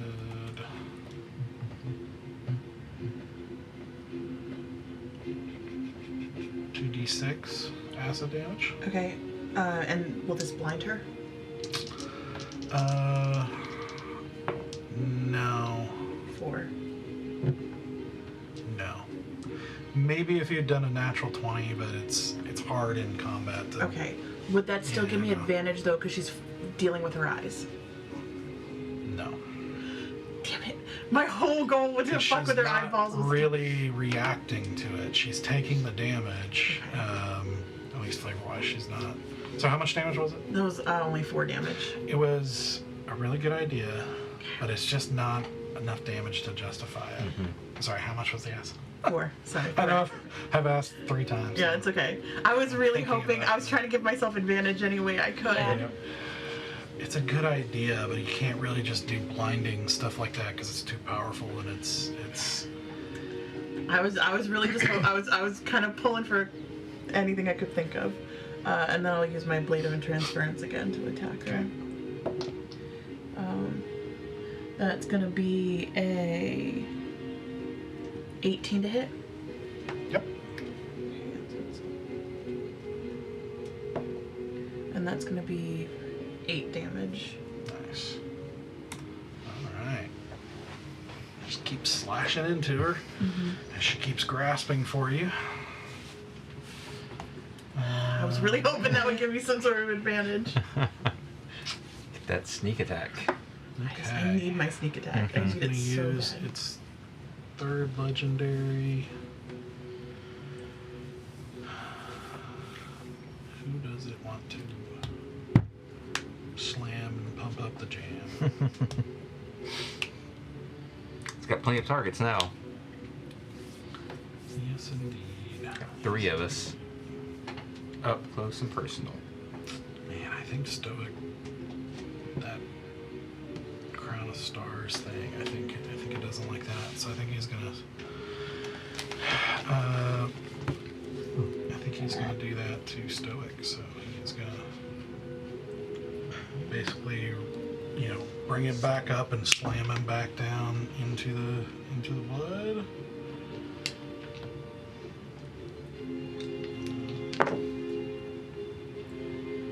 For 22 bludgeoning. Is it automatic hit? Yeah, because you're Okay. grappled. Okay. That's how his thing works. Is At basically 22 it's a, bludgeoning. Okay. He still has his moat of. Oh. That's what I got earlier. I had to refresh Oh. it twice before it came back. And loosen the Wi-Fi. yeah, it's been sketchy. Yeah. He still has his moat of dice that he can roll to give himself HP. Yeah. Sorry, I gotta bring Second this wind? sheet back Talking up. about second wind? No, Alright. he has a. Rowan, you're up. Okay. Healing With light. my bonus action, I'm going to use Blessing of Morin to teleport 30 feet. Nice. Can I see what's Do you on need this to be able to side? see where you're teleporting to? Yes. Can you teleport are back? blind Blake? right now. I'm blind because my head is in the ground. Yeah, you're held at the bottom of blood, which is not. There's no visible. There's no transparency to it. So yeah, you're blind basically right now. That's fair. That's fair. So it's not like she can bamf back to a place that she has seen previously. I have to be able to No, see it's Gotcha. it's specific in this usually with that kind of thing. It's a spot you can see.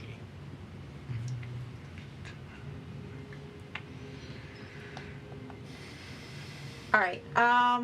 Can I attack the tentacle specifically to try and? Is there like a DC I would have to hit on the tentacle that's holding me? Just the Krakens. So. I mean, to make it like release me, to try and chop off the tentacle that's holding me. No, you can either attack it or you can use your action to try to get out of the grapple. Okay. But it's strength, not acrobatics, It'd right? be in athletics, yes. Yeah, I'm not. I swear I read athletic. somewhere that acrobatics is you can use acrobatics to get out of A grapple. a grapple.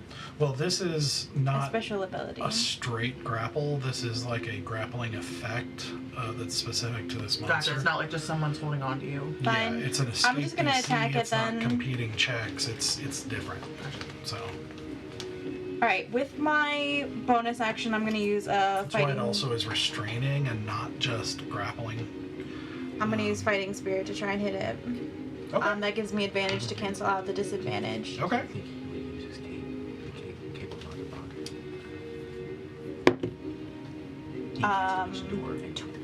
26 to hit.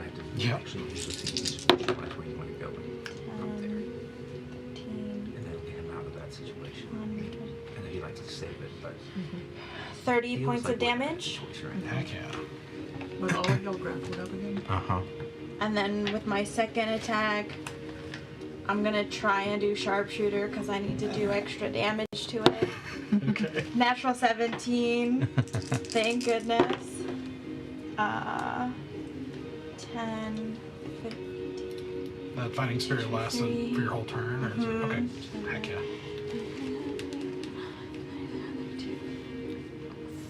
Wait. 15, 16, 17, 18, 19, 20, 21, 22, 23, 24. 34 points of damage. Nice.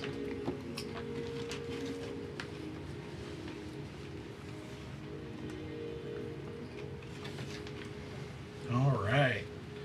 So shooting a arrow. And I also get 5 extra 10th HP. Shooting an arrow, which luckily being a magic bow.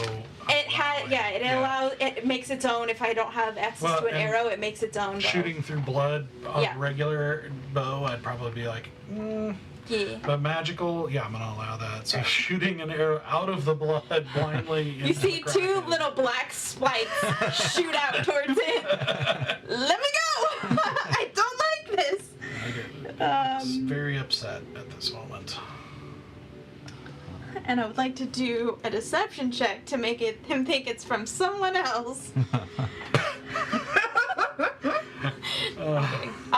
That's my action, my bonus action, and I don't have movement, so that's my turn. Okay. Fallon. All right. Because I'm not strong.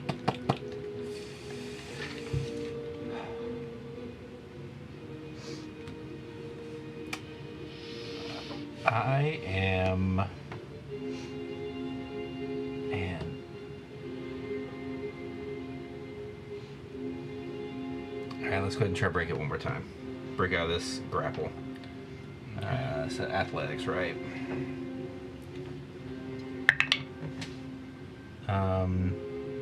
17. Nope.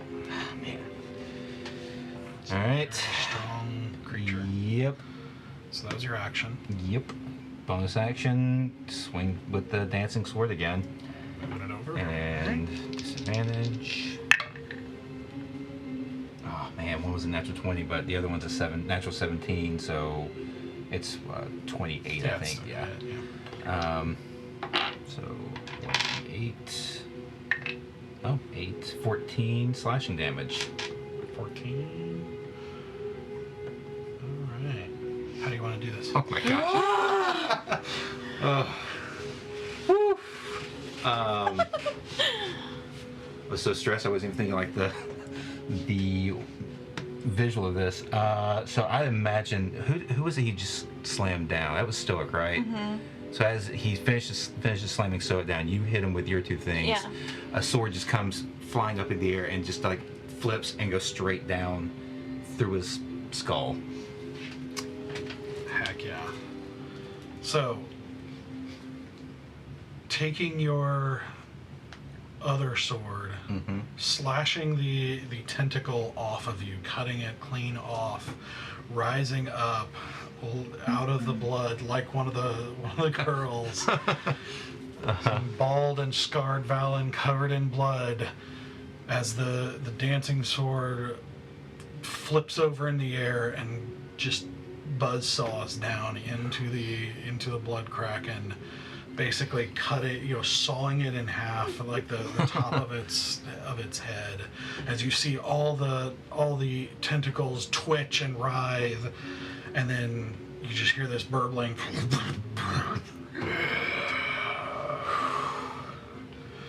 You see the girl in front of Asura just goes and just instantly collapses into a heap. I might, as soon as she collapses, just kick her in the face just to make sure she's not getting up. So, I'm gonna go to the surface, pretty sure that I'm the one that killed it. The other one. Live your dream. Live your dream. There you go. Yeah, I am getting out of this. I imagine Stoic's getting out of this as well. Yeah. Yeah. I want to call for. so you guys very quickly crawl out of the blood that you can tell is not meant to be swum in. Mm-hmm. I yell at Hazelwick to come help me investigate this lady, if he's willing. See Okay. if there's anything on her. You call for him, but he is not really paying attention to you. He is looking at the Kraken's body that's sort of settling in a weird way, like almost like it's kind of melting, but you can tell it's not melting, but you know what I mean? It's like just its kind of amorphous body just kind of sagging and spreading out a little bit. And as you see this, as you guys are kind of pulling yourselves out and seeing this happen, you see the body of this blood kraken darken, like a shadow kind of creeping over it. And then you see from the edges the shadow just start constricting down to a point. And then you see it kind of form up into what looks like a darkly transparent crystal that kind of floats up above the body of the creature. Can we grab it? You can if you want. I'm gonna grab it. I'm a second wind and then grab it. Okay. Just in case it hurts me. She's like, Well, first I gotta be okay. okay. Not great. Just 6. Yeah, I'm gonna grab it because I like crystals. Okay. Really into healing crystals. So, stepping onto this body, and which is, it takes you a second to collect your balance as it is slippery and not solid. Mm-hmm. You reach out and take hold of the crystal, and as you do, as you pick it up and look, I want you to roll a d12 for me. Oh boy. Okay. 6. All right.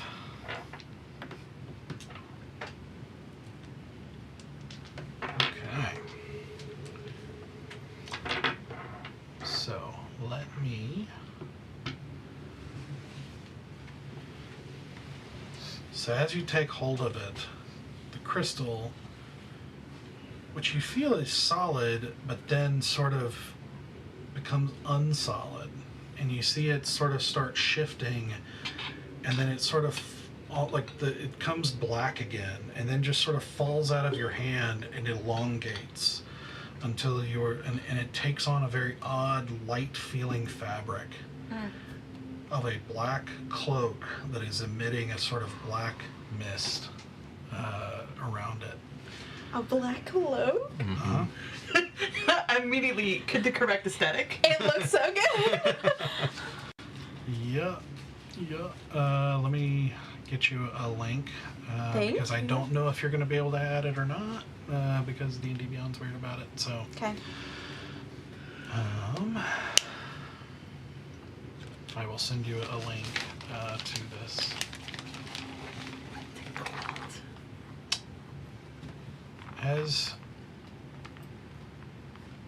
As you do, as this happens,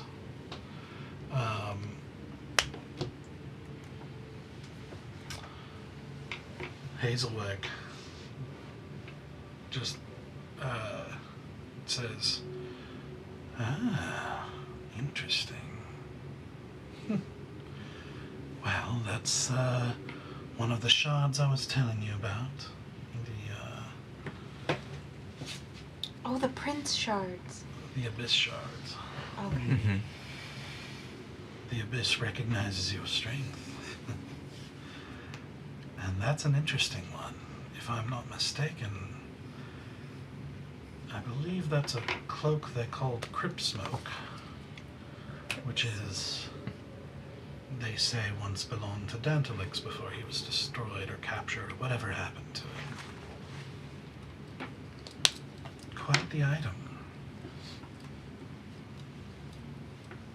So, you have a link that you can read over. Amazing. You can try adding it to your inventory. It should show up, but it doesn't always.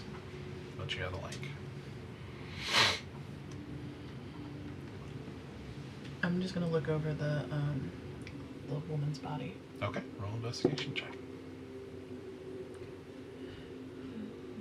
What's my investigation again? Ah. 16. Okay. As you are taking a look at it, as you start kind of rifling through it, and as you are kind of, pulling its clothes, seeing if it has pockets and everything like that, some of the clothes actually kind of comes off, and it's weird. And you kind of look down, and as you're watching, it's like it is rotting and decomposing rapidly right in front of your eyes. And you are getting a very nasty smell from it. But you are not seeing any. It doesn't seem to be holding anything or anything like that. Cool. That's gross. It's very gross. Does the body of the Paragon? I'm gonna touch that amulet that we got, the one that can cast detect magic. Mm-hmm. I'm gonna touch the amulet. Does the Paragon seem to be emanating anything? Basically anything that I could use. Or fashion into something.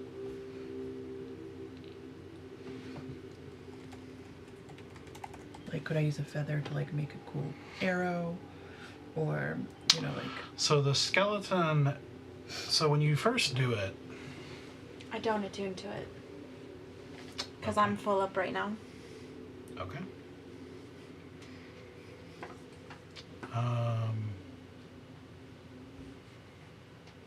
The clause at the end is still going to be in effect, though. Oh, okay. Interesting. So keep that in mind if you want to rethink your decision.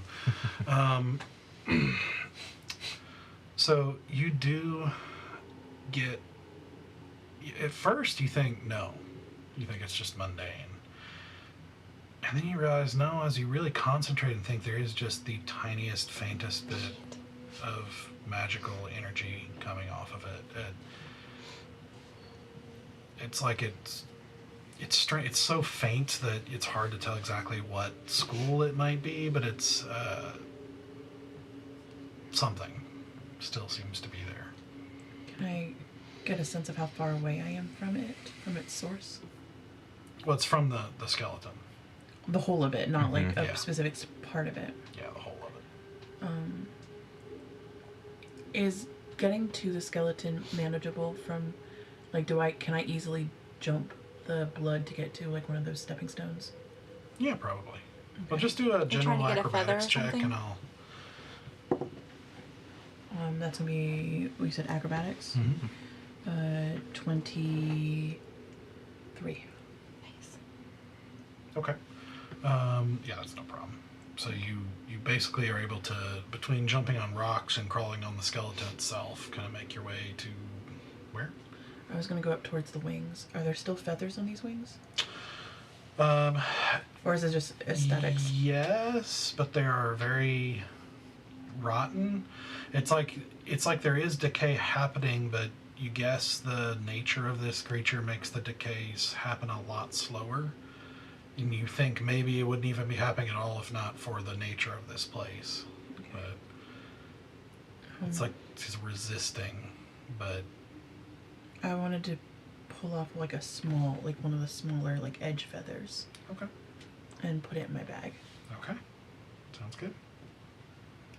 And then I'm gonna kiss its cheek. Okay. It's kind of like a, I'm sorry, because I don't know what to. I don't know how to lift this thing. Yeah, I mean, the skull, like from chin to the top of the skull, is as tall as you are. Yeah. I figured I was literally like crawling up on this body. Yep. Yeah, in fact, the measurement here on this is fairly accurate. So about 85 feet tall. Yeah, I figured I was just a little thing scurrying among its like Yep. accessible bones remains. Yep, So pretty yeah, and much. then I get back onto like the main path with everybody else. Yeah, well, Hazel just says, well, might as well follow her. Yep. We have to cross that way anyway. Oh, this way. Perfect. Then Exciting. Yep. It's sort of a bridge. I just wait for everyone else to kind of get up so I can start following him again. Yeah. So I would like all of you, with the exception of Hazelwood, to make a either athletics or acrobatics. I'll count either one for this. To basically climb over the skeleton and make your way across up towards the north on the map. I rolled another 23. 24. Oh wow, stoic, nice. 21 for Valen and dirty 20 for stoic. Hey, let's go stoic. Yeah, Well, the no 19 problem. 20 club. That's right. Did you're still not going to attune to it? No. Okay. All right. So, Really curious. No. It's from the abyss. She's not gonna just attune to an item that is from the place she hates. Like, that doesn't make sense. gotcha. Okay. Sure. But yeah, I do see that clause and noted. Yeah. But Hazel, so as you guys are climbing across and everything, Hazelwood will probably pull up next to you and is like, aren't you going to put it on? Absolutely not. You earned it. Yeah, and so it's a prize. Maybe I'll have it like a trophy. Some things Well, are meant suit to yourself, be but seen, any not edge put could on. help. I think I'm okay. Well, as I said, it's yours to do with as you will, I suppose. Just lets it go. Can I wear it without attuning to it? I mean, yeah, you can throw it on. You just won't get any Benefit, yeah. I might put it on for the appearance of attuning to it, but not actually. Okay. Sure. And you said it's got like a misty property to it, like it's like a smokiness to it. Mm-hmm. It's got like this So it's just gonna look mist cool. kind of emanating off of it. Yeah. So it's gonna be like, ooh. Do I get really big and like get the itchy hands like? No, I'm just like, cause like it's got like a smokiness to it. I'm just like putting my hand through it to see like where fabric starts. I'm just like wee wee.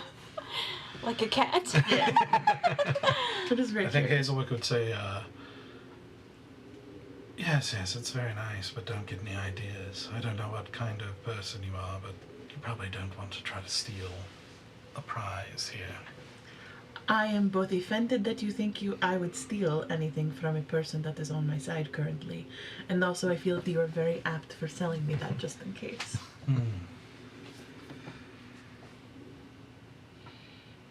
All right, onward then. Also, I feel like Stoke would use the cleansing stone Yeah, I was about to say, did he get the blood off of him? Off his Okay. clothes, We and have it two probably of 'em. prestidigitation for like his person, Yeah. because the cleansing stone just does your clothes. So No, we Yeah. did the whole person because I got my makeup taken off when we did it. Remember when I was in the... oh, and your person, I've missed that. Yeah. Yeah, from your Yeah. garments. Okay, yeah. That's Yep. the whole thing. There's a second one.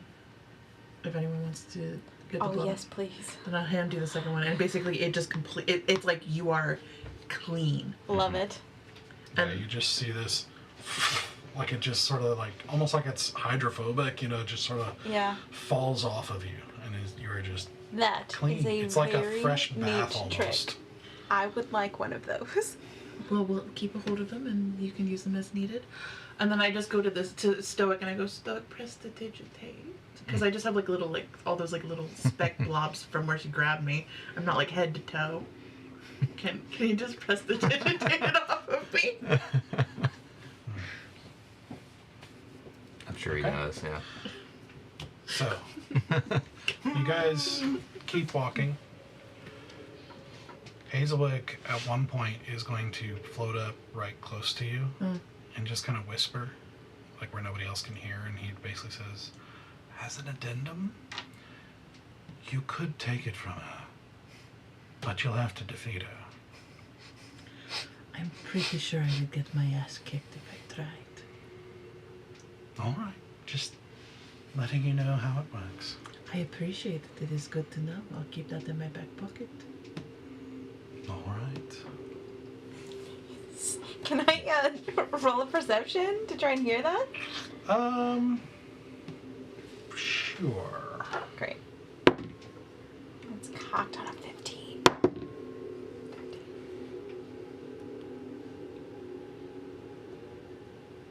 20. Dirty 20. Okay.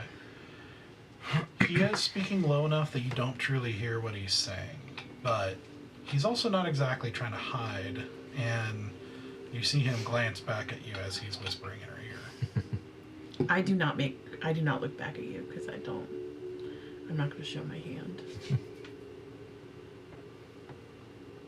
I straighten the mask on my face. So as he kind of floats away from Asura, you just see him kind of glance at you and wink, and then just kind of go back up toward the front and continue. Valen, are you still covered in blood? Yep. I'm alright with it. Okay. No, doesn't bother me. Are you sure? Yep. All right. It's a look right now. Grungy commoner's clothes, just soaked in blood. How hurt are you? I'm doing okay. You just got rid of your red clothes. Yeah, right. Yeah, because I've got stuff from Arada, but I'm not wearing it yet. No, Stoic's the one that's hurt. I'm trying to figure out if I'm going to use his healing light to kind of bump him up a little He's bit. got 15 die right now. Yeah, I think I am. I'm going to go ahead and spend 4, because that's max. You can do it once. Let's just start there, and we'll see what that does. It's 8, 10, 13. Oof. I mean, he's banged up. So, as you continue on,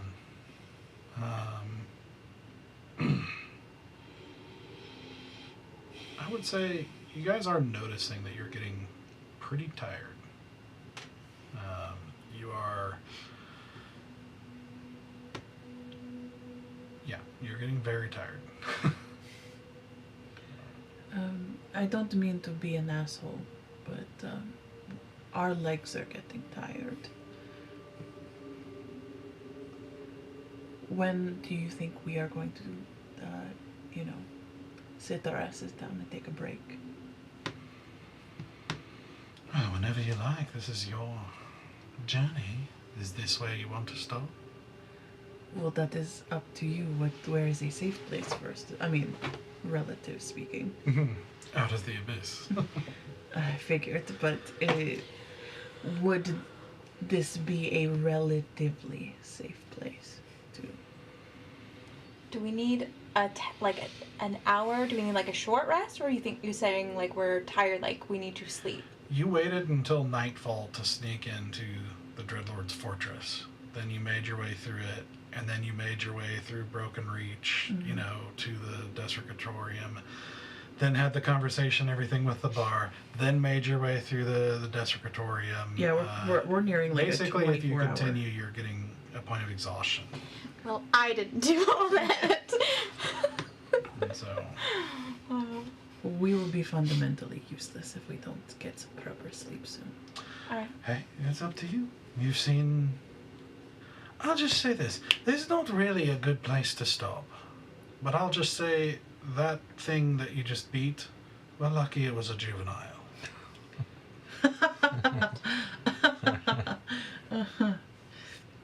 Great. Have to hope mommy and daddy don't show up. Then Not that they really care about their young, but they definitely care about eating and destroying. well, if mommy and daddy do show up, they're going to be very satisfied with the meal because we are not going to be able to fight back for long. As I said, it's your show. Where are we at right now? Is it just like wide open area? No, it's just still kind of narrow path through the swamp. And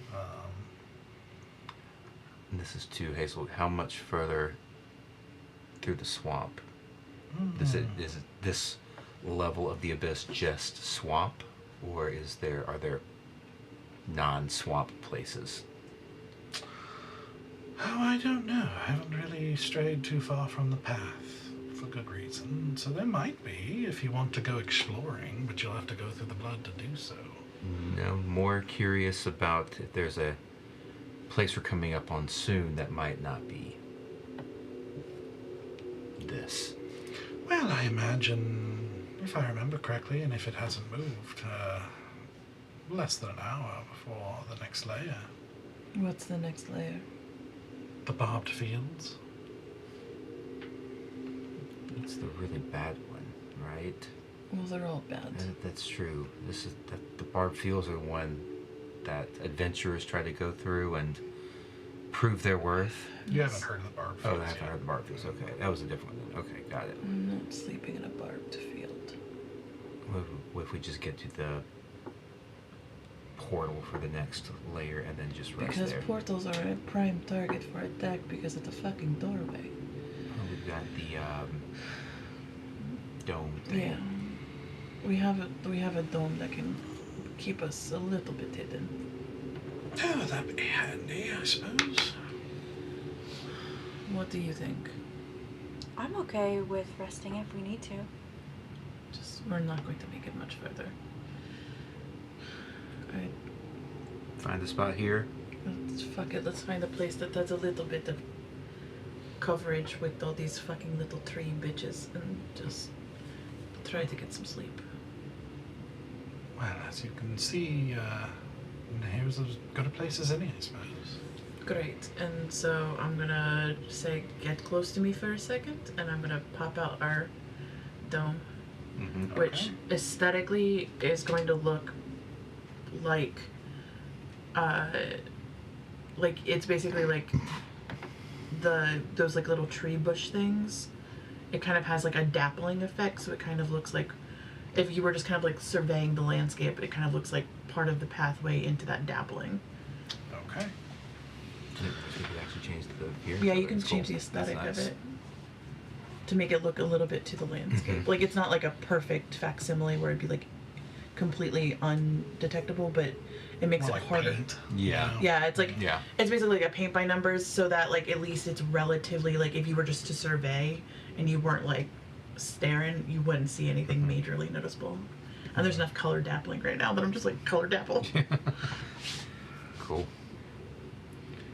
All right. So, are you doing a long rest, short rest? A long rest. Yeah, might as well go ahead and do the long rest. Just get us everybody back up to full health, everyone back to those temporary hit points. Any spells, slots, anything like that. Any Okay. recharges. And then hopefully that removes this like Strength problem. reduction that some of us still have. And the HP. Mm-hmm. The Well, HP HP thing. issue. Well, I mean, we won't know until morning if anything that Yep. happens, but We will see. Yep. So, we'll do rounds. yeah. So with that, we'll take a break. Okay. So good stuff. Yeah. All right, we will be back in about 10 minutes. All right. Bye. I mean, I still.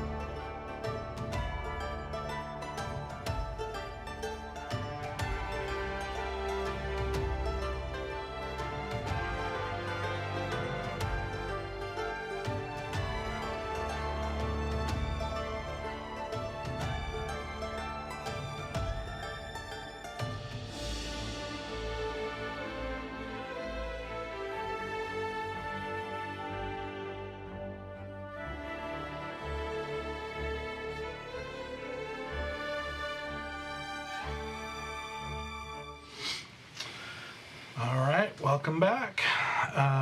So, as the party settles down in their dome, the atmosphere here, you can't really see a sun. There just seems to be this sort of ambient, kind of twilight-like light in this mostly red world around you.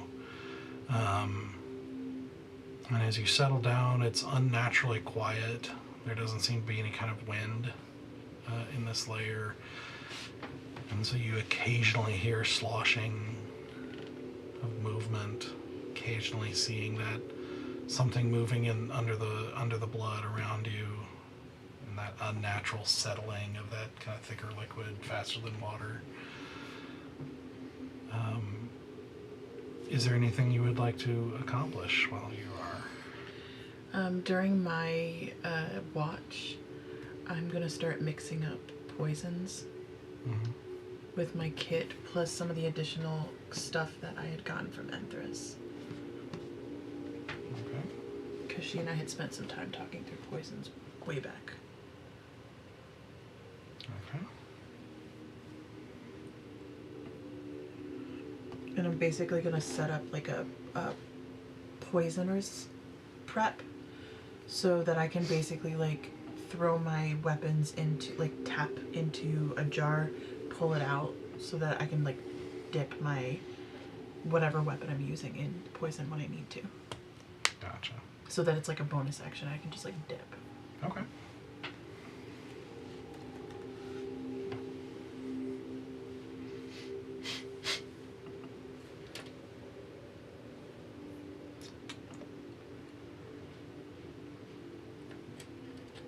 And I've got a lot of her like really fancy stuff now. And I still had some of that flour that she had from her house from way back when as well.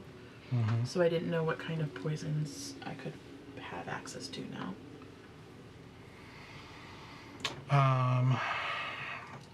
That is a good question. Like their potencies, I guess. I'm not prepared to answer. Okay, that's okay. If you want to answer later, that's fine. But basically, I just wanted to say that that's what I was doing a lot of like poison prep. Okay. So I could like, you know, dip an arrow tip into poison. And I didn't know if that my poison at this level now would have any sort of additional properties outside of just being poison. Your poison arrow? Like, just like, I didn't know if there's like any like quality to them that would like the poison be exceptionally deft at doing something.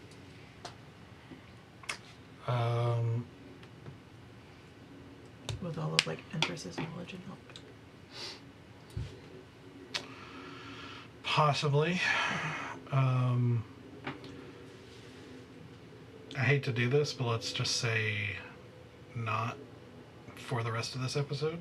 Yeah, no, that's okay. And then you and that's I okay. can I give some thought I and wanted to figure- say it so that it was happening, so that way later, if I wanted to use any poisons, you would be like, "Where did this poison come from?" Right. Yes. And I was like taking diligent time to really make sure that these were like. So normal poison is not too big of a deal to make. If you want to do anything special, we'll just have to talk it through, and I'll have to think about the mechanics. Yeah, I just wanted to basically. make as high of a quality poison that I could consider making. Okay. Sure. That can do some like pretty fucked up damage. Okay.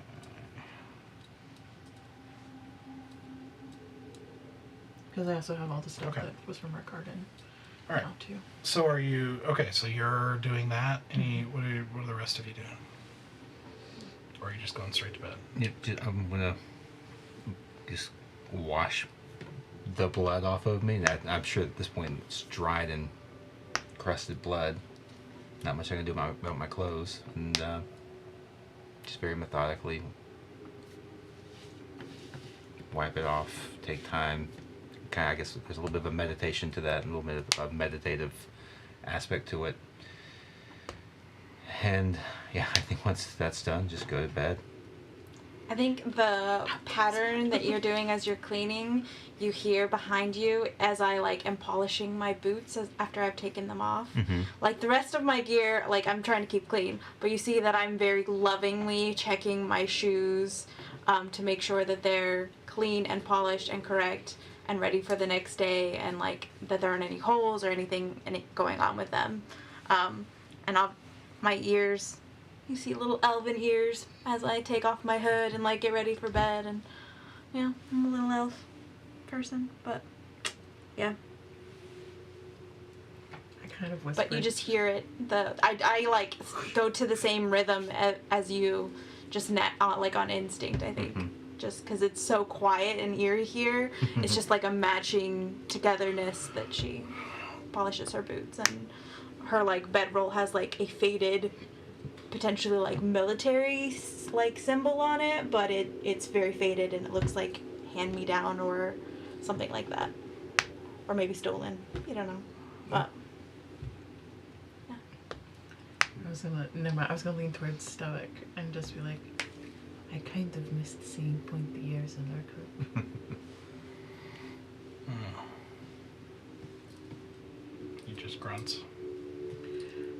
I take a couple of pieces of the like fallen tree leaf stuff out of his jerry curls that are perfect because he got cleaned up. He's perfect, but Right. not his jerry curls.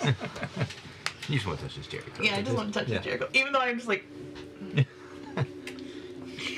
Listen, his hair product he uses a lot of hair product. Or at least we think. I love that was a joke once. It's now become canon for him. That he's always a very heavy-handed applier of Yep. the hair product.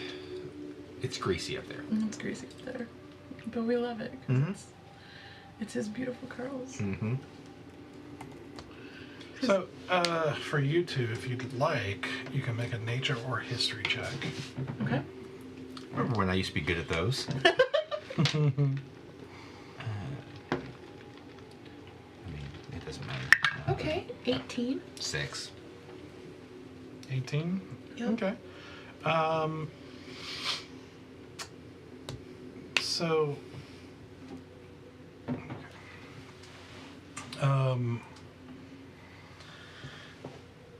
you know, as you're sitting there getting ready and everything like that, you know, now that you have a chance to kind of take things in and not, you know, you're still obviously aware of your surroundings, but you're kind of taking in the group for the first time. Something about her looks familiar. You know, it takes you a bit as you're kind of sitting there thinking, and then it clicks. You've seen this kind of elf before in the Battle of Elduin.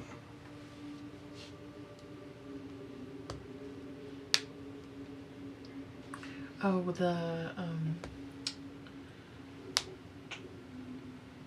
I can't think The of it. faces, yes.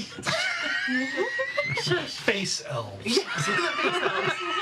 No, wasn't there like the I forget what they were called. Did we know their name? The Sable Guard. Yes, thank you. I was trying to think. I was like the people. Yeah. The ones. Yeah, the ones. Yeah. Look Okay, at the so stuff. she looks like Sable Guard.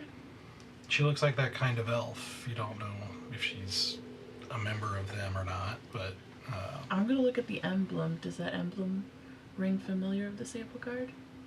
what is the emblem? Yeah, it's a sable guard. Yeah. Then you would. But it's like faded. Like it looks like there was something sewn in and has been like taken out, but you can still see the symbol. Huh. But you only see it for a minute because they definitely cover all of like with a blanket goes over it. But Interesting. Where did you say you were from again? the soul shade. Soul Shade, yes.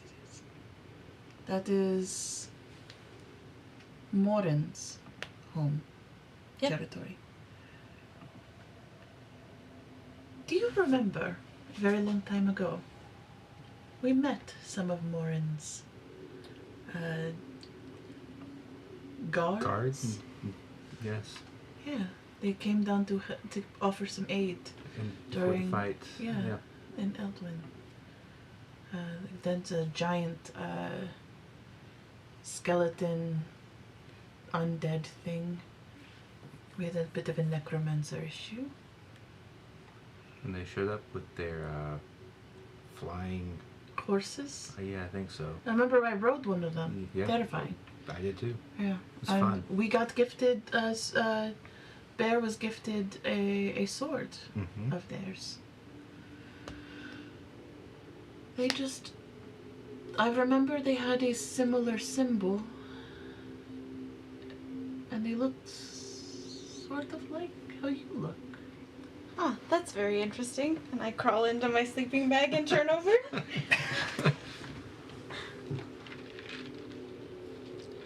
Shy, are we? Sleepy. Yeah. What does Morin want with the kids? I don't know that Murren wants anything with the kids. Then you're not working for her. No?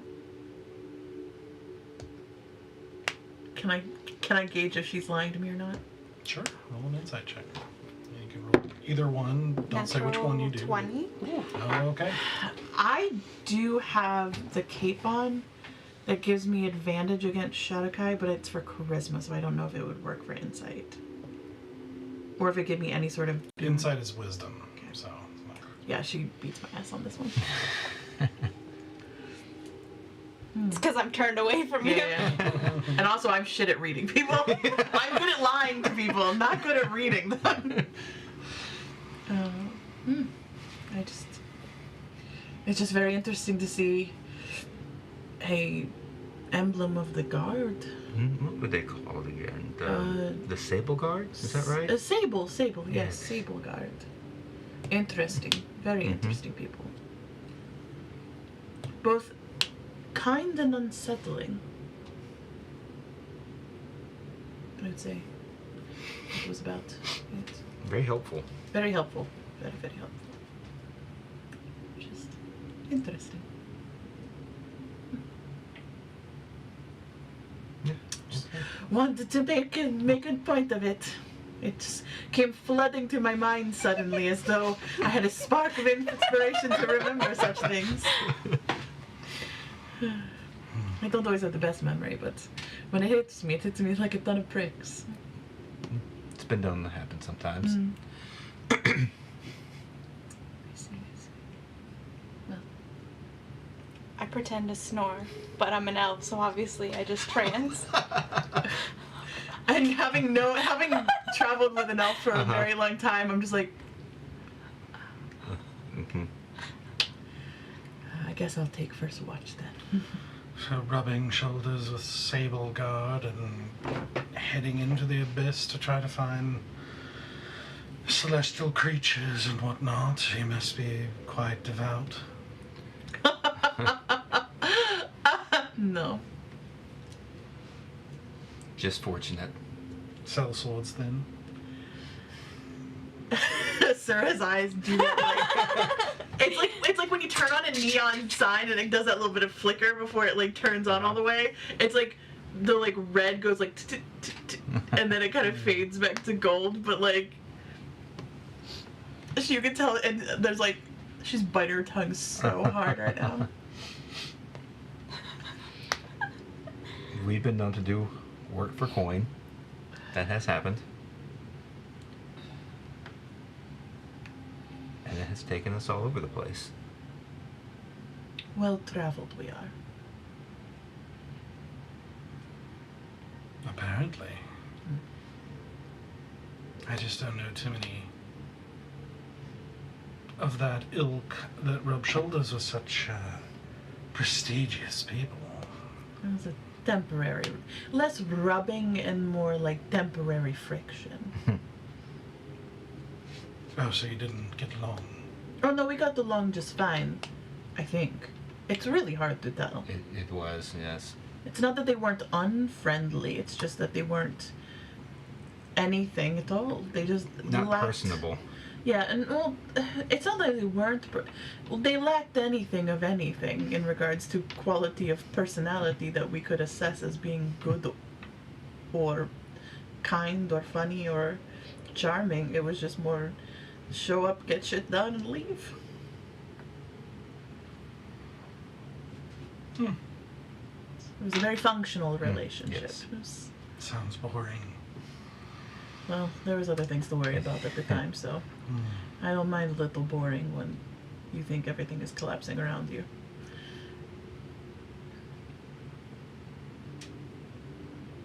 Yeah, he lands on kind of a small stone that's in the in the dome and just kind of stretches. And so then you're on assignment? Like, must be some pretty coin. Yeah. Yep. It's so good. It's so good. Oh, that's very convincing. Yep.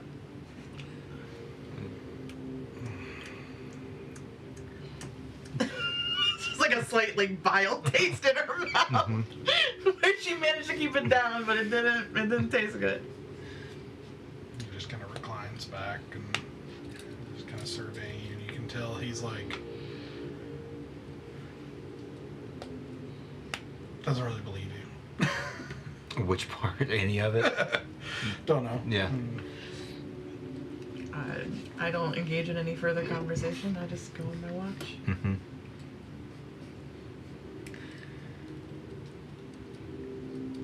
And I think everybody else is in bed. I'll lay down, wait for. She was peeking at you guys a little bit.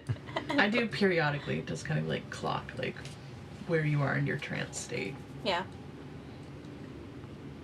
She didn't actually go to sleep yet. Once it was clear everything was like settled, she did. She was definitely also watching and curious, but trying to not receive any more attention. But yeah, she'll take last 2 watches even because she only needs 4 hours. Okay. So I would make the second one. I'll have you and Stoic do the second one then if she's gonna take 3rd and 4th. Mm-hmm. Before I do switch out our watches though, I do go to Stoic's boots, but I do dump out anything that I've put in there recently. Just because we're in a horrible place right now, and I don't feel like fucking with him right now. So I make sure he's got tidy boots on the inside. I think Hazel would probably, as after they all kind of settle down, he's still just kind of sitting there and just kind of giving you this look of, thought. And, it just is.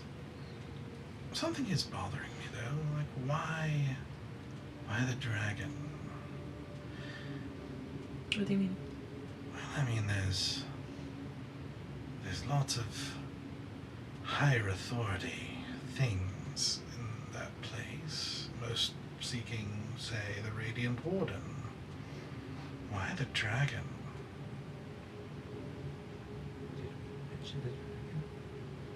I'm pretty sure you did in the bar.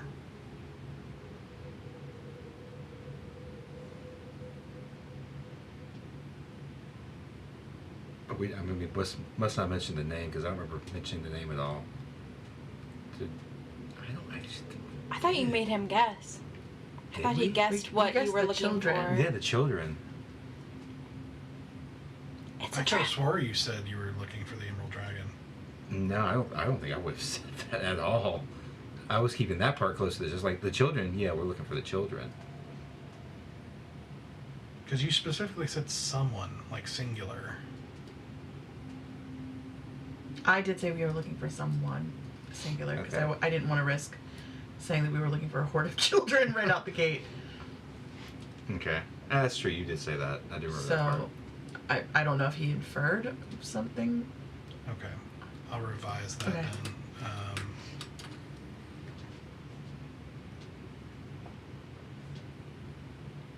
Okay, then I'll instead, he'll say,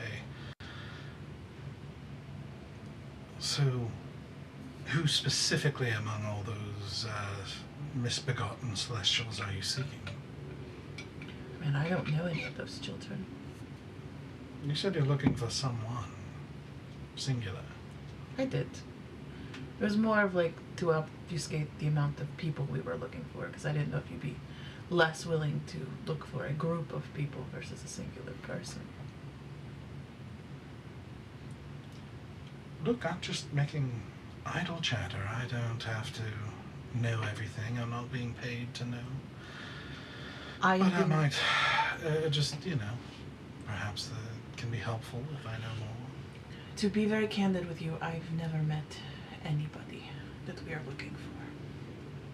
You don't have to have met them to be looking for someone in particular. I understand.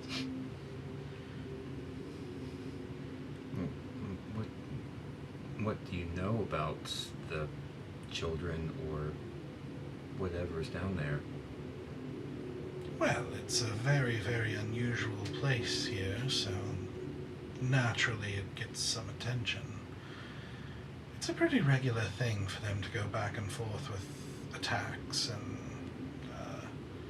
attempts at infiltration and all sorts of nonsense. I don't think any demon really likes the idea of creatures like that being in their territory, so to speak. What do you know of the children's space of safety? Because I imagine there's some sort of protection currently to at least prevent anybody from just decimating those children. Well, I've never been inside, so I can't tell you what it's like inside. What is it from the outside? Light. Just light? Pure light? So you have no idea what is inside? No. But they're alive enough to send out raiding parties at times and be attacked at other times. And I don't think... The Abyss does have a habit of slowly eating away at and overwhelming anything within it, eventually, unless it's playing by its own rules. And even then, it's just a special kind of misery among the strongest. But, so I don't think it would stay that way if there wasn't something, and probably quite a bit of something, keeping it that way. Do you know what is keeping it that way?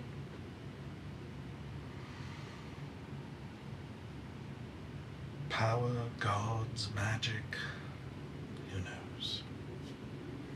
So you don't know its source? Not off the top of my head, no. So just kids in a magical light box? Sure.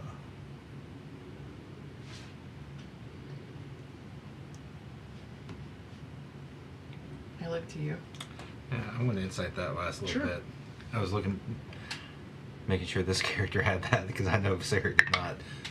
No, 12.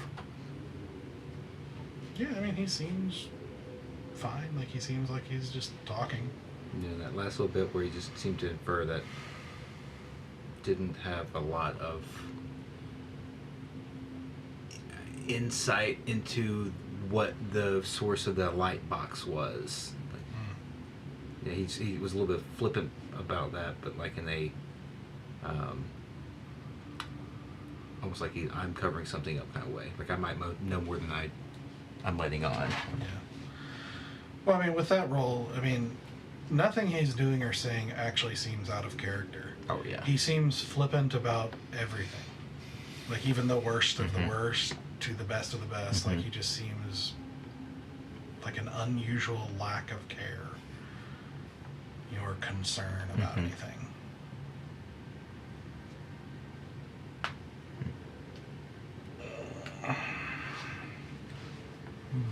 Guess we'll find out what the source is when we get there. If. When? When? All right, then. So confident. No, I just have the utmost confidence in your ability to get us there. Well, flattery is not going to change the price here. I'm not trying to flatter you. It is my way of saying we are putting an immense amount of trust in your skills. And therefore, I am very much believing that your skills will prove fruitful.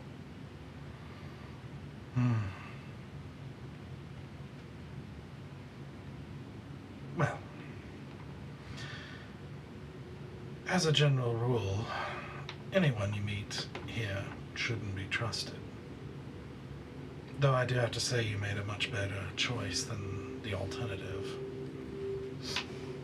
The very hot, creepy one? Mm-hmm. I have never been so enamored and so uncomfortable with that enamory in so long. Well, of course. Theris is half incubus. Huh! That makes a lot more sense now. Oh yes, he's very charming. Charming is a word you can use to describe it. I did not like the feeling of being so interested. Some people pay for that. I don't pay for that kind of thing. Well, like I said, that was a good move. One of his favorite things to do is get hired out and then lead them to the pleasure pits. Very specific pits that tend to put you in a hallucinogenic state, a sort of dream world that you can't escape from. And then there are people who pay for that very specific sort of pleasure that can be had from people in that state. And you don't even know it's happening. I'll let your imagination run wild. But he would not have taken you anywhere you wanted to go.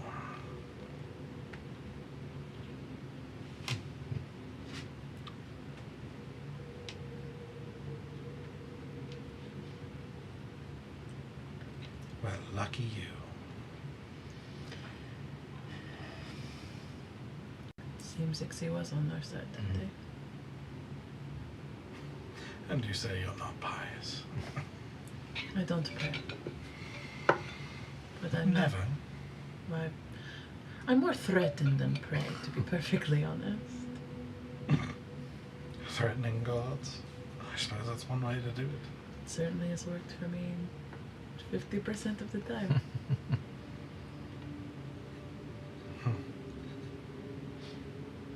Sometimes you just have to remind them that people love them very much and trust them implicitly. And you have to remind them that they need to be worthy of that trust.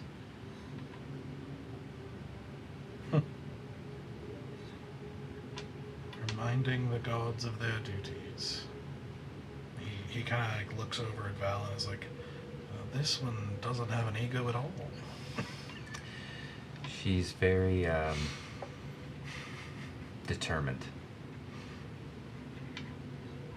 and resolute. Sure. And egotistical. There's some ego there, yes. I don't think there's anything wrong with a little bit of ego. Keeps me in a healthy state of delusion. Not that I'm complaining, really.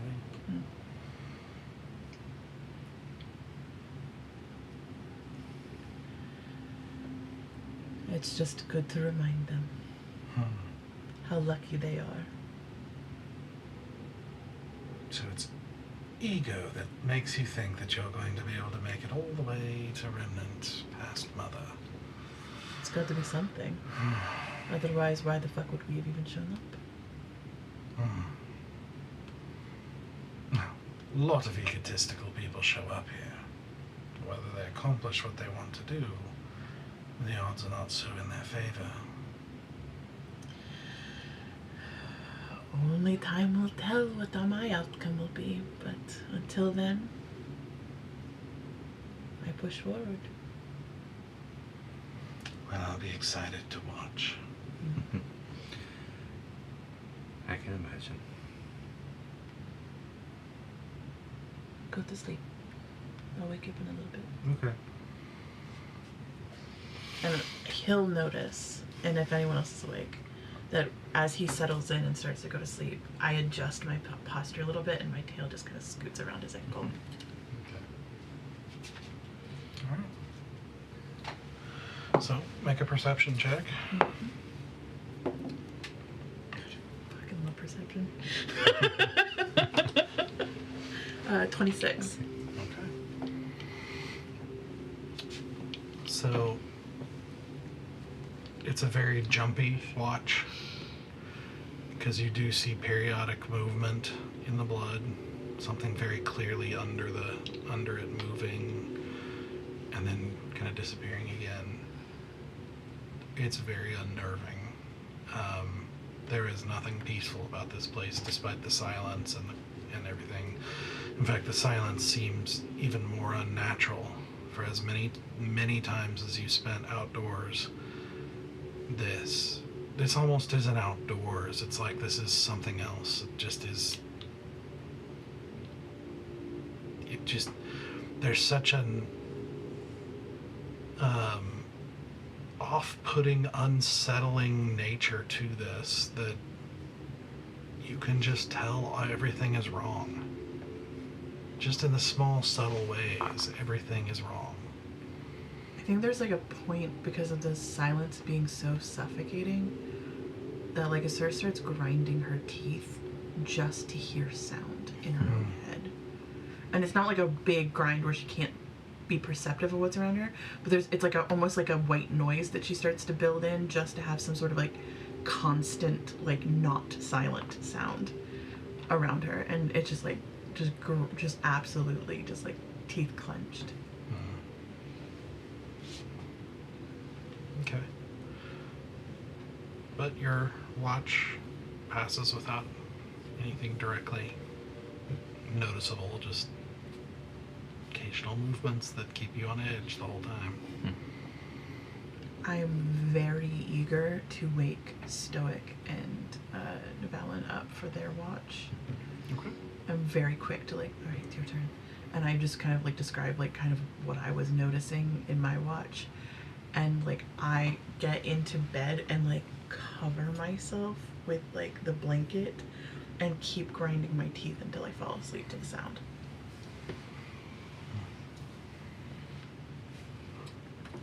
Okay. So, make a perception check. I'll make one for me and one for Stoic. Me, Stoic. Mine is an 11. Wow. Stoic's rolled a natural 19, but he has -1, so 18. Bless him, sweet baby. Okay. So you feel all the things I described. It is, you've been in some quiet places for meditation. You've been in quiet rooms as part of training sometimes, but nothing like this. This is just unsettling. There's, again, nothing natural or peaceful here. Just feels terrible. And you feel a little better as you have cleaned off the blood, and didn't even realize how subtly it was actually affecting you. It's just making you feel worse in a vague sense. But cleaning it off, you kind of feel a little bit better. But you're still kind of in this environment. It's like a nightmare, but you can't wake up. It's just weird. It's just present all the time, right? Yeah. Yeah. At one point, as you're watching, you see pretty good distance back the way you came on the path. You see a not humanoid figure moving along the path. And it looks sizable, like a larger than humanoid, but not huge, but larger. So you don't really know what it is. You can, probably quarter mile out when you first see it. And you can see it kind of like stopping, you know, and kind of looking, and then kind of moving along, you know, kind of looking, you know, putting its head down toward the ground, and then continuing forward. And as you're thinking about, you know, it's coming, and as you're thinking about waking the rest, you see another black tentacle, much thicker and larger, shoot out of the water and wrap around this creature, and then pull it back in, and then nothing.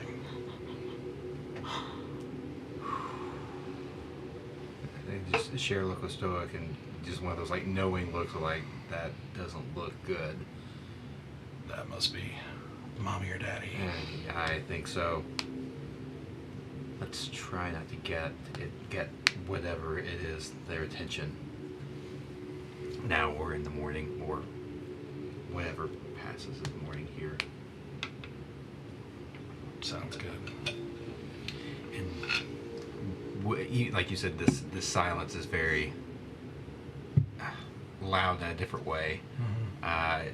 Going back to like breathing, just and then listening to the like really being present and just hearing the sound of breathing and in and out, just kind of keeping that calm posture and composure, and hearing a sound that I'm familiar with, and just trying to keep me in the moment, present. Yeah, and the exercise, the breath loud in your ears, brings back a memory that you're, you know, ever since the monarch, you know, time, it's been hard getting back into some of these disciplines. And so as you do this, you're reminded of one of the lessons that you learned from your master at the time. Because as you sit here and listen to the breathing and kind of find yourself falling into that exercise that's familiar, nothing changes about your environment. There's nothing that makes the environment feel different. But you start to feel different inside. And it's that lesson that you can't change the environment. You can't change your surroundings. You can only change yourself. And how I respond to what's going on around me. Yeah, I think I grab onto that a little bit more, just because, for one, it's something I haven't thought about in a while, and it's familiar and warm in like that. Warm in that familiar kind of way, where it's something that was before the Monarch program, before all that stuff happened, before everything, and there's a simplicity to it, like a nostalgia that you're remembering something before everything went crazy. Just remembering who I was at that point and who I am now, and the journey that's got me here, and how I have not been able to control my circumstances, but now I'm getting that grasp back of, like, I can control how I respond to what comes next.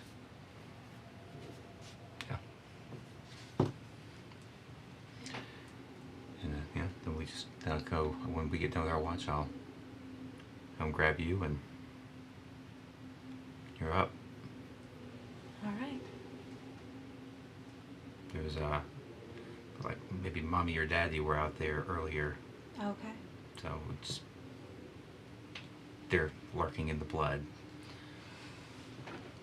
All right. Had themselves a little meal. So. Yeah, good luck. And you notice Hazelwick hasn't gone to sleep. He's just kind of chilling. Not trance-like either. Like the, Just awake. Just there. Just chilling. Is he watching us? Yeah, we're looking out, Okay. you know, idly, just, you know, sometimes taking out a weapon and cleaning it or something like that, you know, taking out other objects and looking at it, and then, you know, doesn't seem disturbed like you guys are. Just there. Just another day. All right. Yeah. Get up and roll up my little sleeping bag and sit on it. Take watch. Okay. Roll a perception check. 18. All right. So, you're probably a little more accustomed to quieter environments, as the Soul Shade is definitely more sound than this, but it's not, it's like suppressed, you know, even though you don't really know what the material realm is like, it's very loud. The Soul Shade is quieter in general, and there's quieter places in it, and so that part doesn't bother you. But the general environment still feels just as wrong. Feels terrible. Like it's just, again, it's off-putting. It's like sort of like, you know, like an uncanny valley type of feeling where it's just like something's wrong and I cannot put my thumb on it. Like it's just, you can't really describe it. It's just wrong. Yeah. Like everything you see, even if you see familiarity, like a tree or something like that, it's not really a tree. It feels like a twisted version of a tree. It's not even really a tree. It's just something else in the shape of one. You know, it's just, it's weird and not okay. You know, and you're just like, you know, logically it's gotta be, because nothing could produce this much blood. Right. Right? It's like the layer itself is doing it, and it's, you know, you kind of shy away, don't even want to think about the implications of what all that means. So. She definitely has like an anxious leg that, like her right leg is just doing that little bounce, and she's like playing and spinning a Lucky Charm and just being like, it's culture shock. This is just what other realms are like, I'm sure. Is this why it's weird? In her brain, she's just trying to like calm herself with that, because she's never been outside of the Soul Shade before, so trying to use that to reassure herself that this is just the feeling she's gonna have to get used to.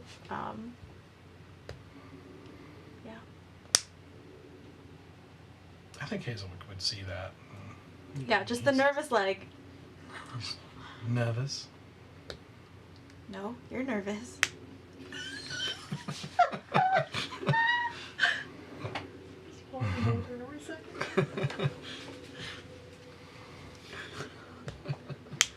You don't strike me as the traveled bounty hunter. Well, traveled doesn't mean to other realms. Never been outside of my plane of existence, so. Oh. And this is your first exposure? Yeah, it's not my favorite. This was it's stranger here than I was expecting, and that's gonna be fine. I'm gonna figure it out. Oh, this is hardly the worst of it. This is one of the more normal realms. Noted. Well, I feel pity for you. Really, I feel pity for anyone coming here, but especially for a first-timer to anywhere. You see she like straightens and like bristles a little to that. You don't need to pity me. I can take care of myself. Killed a freaking blood octopus. I mean no offense, but we did just crawl over the skeleton of a paragon. And look what happened to it. That was like in a big war forever ago, though. Hopefully we'll not be in the middle of a war.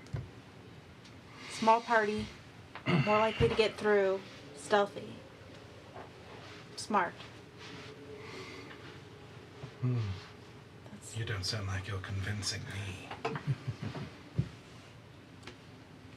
I put on my mask. Oh, where'd she go?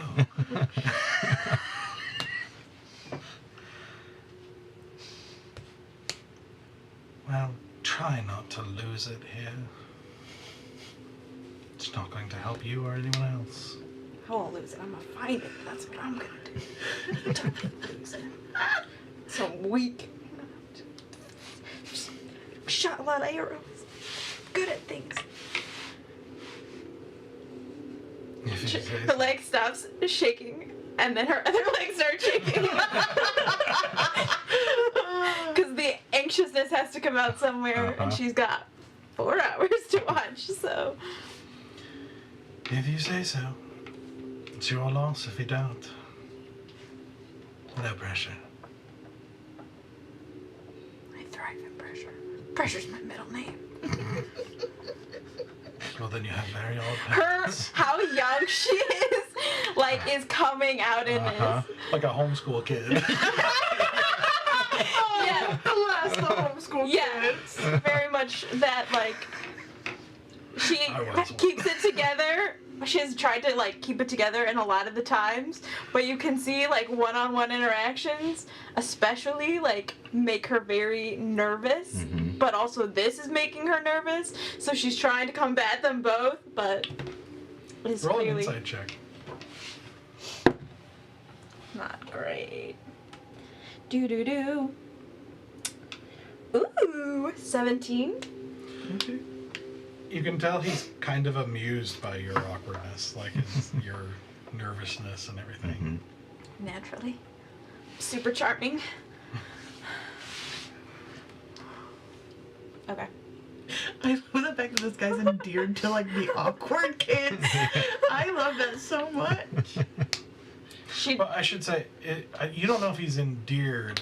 He just is amused. yeah, And by me, yeah. You have no idea if it's like a good amused. Or Probably no. not, but you know what? As long as I think my main thing is I'm just trying to not. She doesn't want to appear weak. So yes, she's awkward to speak, but like has felt like she like pulls the cape around her because she does feel like she did a good job of showing that she is not weak, because that is a thing that she knows about this realm, is not to be weak, and that strength is very important, and that she was good at fighting, so that portrayed, even though whether or not he's from here or not, that portrays the strength that she has prepared herself to do while here. So, I think she is like, I can be lacking. She like thinks over the conversation because she just tries to sit and quiet for the rest of the time. But she's like, it's okay. You can be really bad at talking to people, but also be strong. Strong people can be not social. I'm sure it didn't give anything away. How did he know I was a bounty hunter? Shit. Oh, that's said out loud. No, that's inside because she can't be talking to. She doesn't want to wake That internal anything. monologue is so loud. The internal monologue. You do like every once in a while. The like, it's like curse. She does curse in like undercommon. She like will curse every once in a while. That's how you know like he still got to her, because her anytime her legs stop shaking, it's like a couple seconds and then a curse word, and then she starts shaking again. The nervous and energy has to come out. But they're like flavorful insults at herself, like. So. Mm-hmm. No. And if you don't continue to engage him, he does eventually fall silent. And, you know, just kind of go back to doing small things. Like, again, just kind of casually waiting, you know. He just doesn't have a care in the world. Can I do like some sort of check to try and figure out where he originates from, or like a ancestry of some like a nature kind? check. Yeah, sure.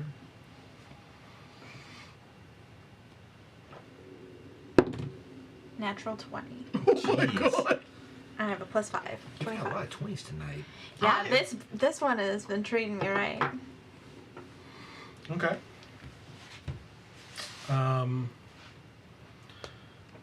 I will say,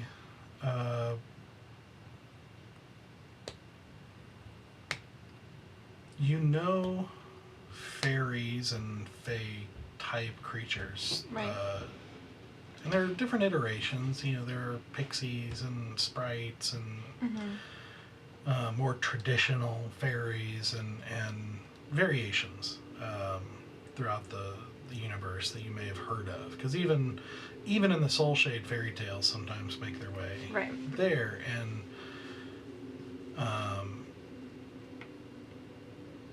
you know, and sometimes people do travel there. It's not as cut off as some other planes, like the Abyss.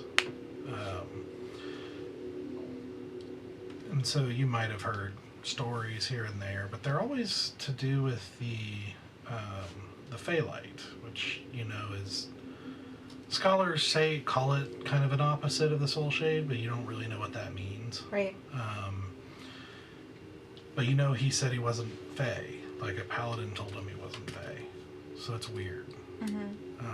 So something's off there. Yeah, I'm just wondering, because he's not sleeping, is he, does he give off an undead vibe? Like, there's nothing about that, or he just is some weird off-brand of He doesn't Fae. seem undead. Okay.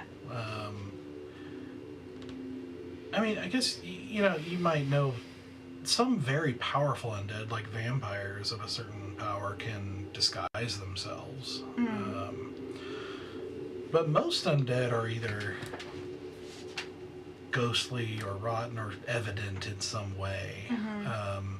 He doesn't look like that. He just looks like a fairy, but like a weird brand of fairy. Yeah. And, you know, his wings kind of looking like they're made out of light is also weird.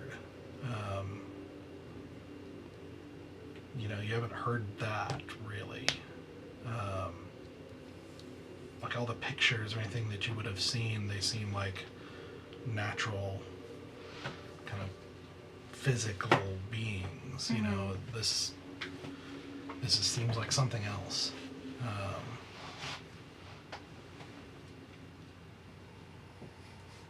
Yeah, I mean, I don't think you would have ever heard of any term blood fairy. You're just putting two and two together that the fact that he's not Fae but looks so Fae is just weird. Yeah. And it's just, you can't quite put your finger on what it might be. Okay. Cool. Okay? Alright. Okay. But your watch does pass without incident, except for the occasional movements in the blood. Yeah.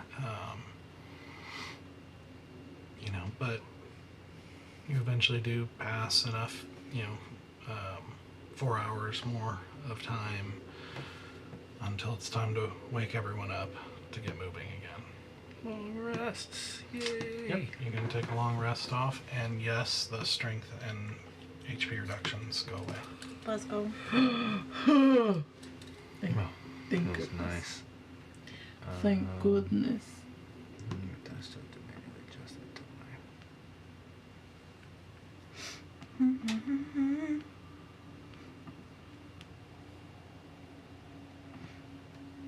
Listen, I didn't have a lot of strength, but it's nice to have it all back.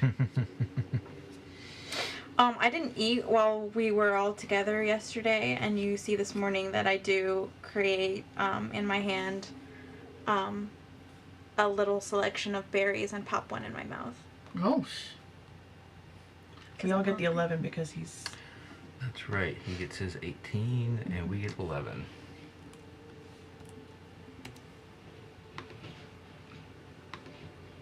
Lovely.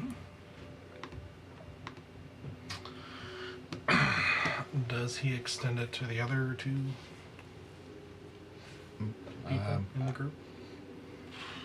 I think He it would probably just... would, yeah. Especially because we need to keep him alive. Yeah, And he didn't put his name in the book, and then we have an ally for at least the time being. Yeah. So I would think he would do it. I agree. Mostly out of necessity, not out of like any sort of like Yeah. kindness. It's more like I need anything to stay keep these up. people upright for longer. 10. 11. Or, 11. yep. So you can add 11 temporary hit points. as Amazing.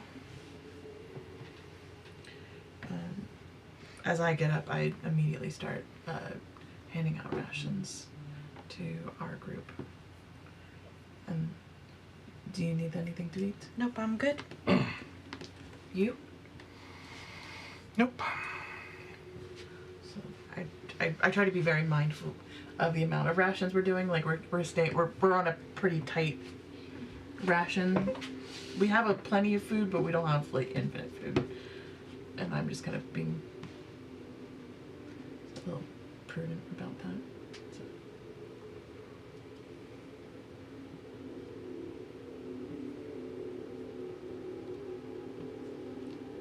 And then once everyone's like prepped and ready.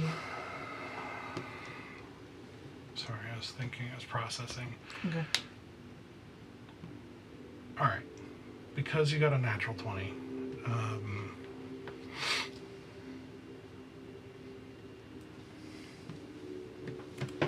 you don't know that this will be anything to do with him because you'd never heard of something like him falling into this category. But you have heard of another type of creature that doesn't sleep or eat, doesn't need to sleep or eat. Is it a monster?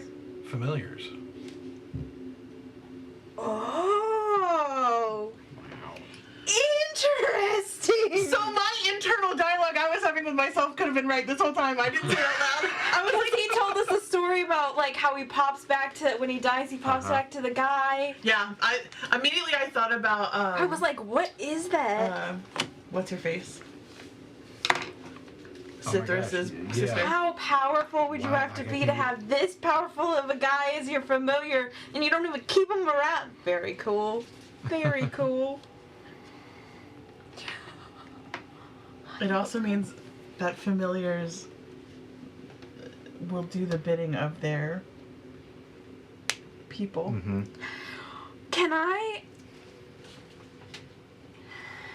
I'll say, you look, have to be alive. as part of those tales, but now that you've had that thought, familiars most often are very minor creatures, Right. like in the Find Familiar spell, right? Right. But there are tales of some who have far more meaningful familiars Right. that have even done, typically more powerful beings can keep more powerful familiars that might even speak for them or like have more meaningful parts of history. The familiar of the person has to be alive, though, right? Or can a familiar carry on if it's powerful Yeah, enough? typically. Okay. Because I was like, what if it's the prince that we're trying to resurrect, and this is his familiar, trying to get him back up? Doesn't matter. Okay, cool. I'm gonna think on that. Very cool. I just keep like glancing at him now. Can't tell though because I've got a mask on. I'm gonna equip my the ring that can say all the words. The ring of the linguist. I'm gonna equip it with abyssal and whatever she's been speaking. Undercommon. Undercommon. Okay. You get to hear my flavorful Yeah. insults. Mostly, I want to hear abyssal so that I can speak, so I can understand what's happening around me. And then, I kept hearing her say things that I didn't understand. And I was just like, I'm just very curious what she's saying. Also, so I can eavesdrop on her, basically. Okay. Sounds good. But you always understand, right? Mm-hmm. Yeah. Yep. That's super convenient. Just a polyglot of all polyglots. Oh, I know what you're saying. Yeah, got it. Did you ever study this language? No. Yeah, no. No. It's pretty easy to figure out. The structure's super simple. Okay. Well, so right as you are getting ready to go, your dome disappears. Mm-hmm. So you finish packing up and continue on. Mm-hmm. Start moving forward. Now we're away from the next layer. More or less. Okay. As you might be able to tell, time can be hard to gauge. No sun and all. Or at least not on this layer. Nope, that makes sense. That makes sense. Some layers have suns, some don't. Some suns don't move. Some are night. Some are like this, or it's just sort of light from nowhere. You never know what you're going to get. It's chaos. Okay. Doesn't sound fun, but onwards and downwards? Inwards? Inwards? Through words? Through words? Throughwards. Yeah. That sucks because that's the one that sounds the least cool. Through words? Yeah. Abysswards. Well, now that we've got the vocabulary correct. Very important. All right. Words have power. So he starts lazily flying off toward the front, and you guys begin following him again. Just making your way down this narrow path. Mm-hmm. I'm like very mindful of the steps that I'm taking since we saw the big, I was thinking big, like big squid lady last night. a lot You more want to roll aware. stealth check? Yes. Yeah. Okay, do it. Oh boy. Sometimes it's nice to be a rogue. Natural 20. Oh, Jesus! And unfortunately, that's for me this time. I should have just said Stoic. No. Oh, good. Stoic rolled well. Did he? Good. Yeah. He Oh. doesn't have disadvantage anymore, right? No, I don't think he does. Yeah, because he doesn't have the weird feet shit anymore. Nope, no disadvantage. So 31 for Valen and 16 for Stoic. Oh, you beat me. I'm a 28. Yeah, but 32. Okay. I don't have those mad So what, down Sarah 19? ones anymore. Okay. So, Just pass without trees. That was fun. so you continue on. Do you have pass without trace? So you continue on, Ranger life. seemingly unnoticed. Mhm. Still with those weird movements occasionally, making you jumpy, but eventually you reach a part where some vegetation has kind of grown taller and more dense together. And, you know, Hazelwick sort of floats up to it and is like, all right, if you want to pull this little bit back here, this is where we're going. Okay.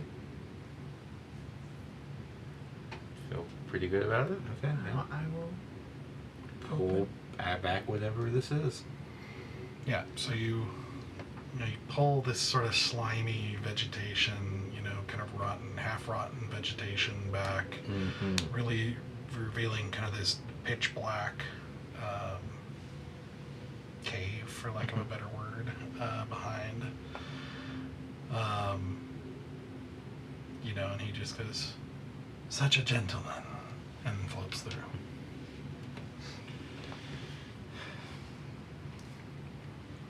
You guys want to go first, or you want me to go first? I'll go first. I step in. Okay. I don't know if my dark vision has any help in I this. assume you guys follow. Yeah, I'm doing it. Okay.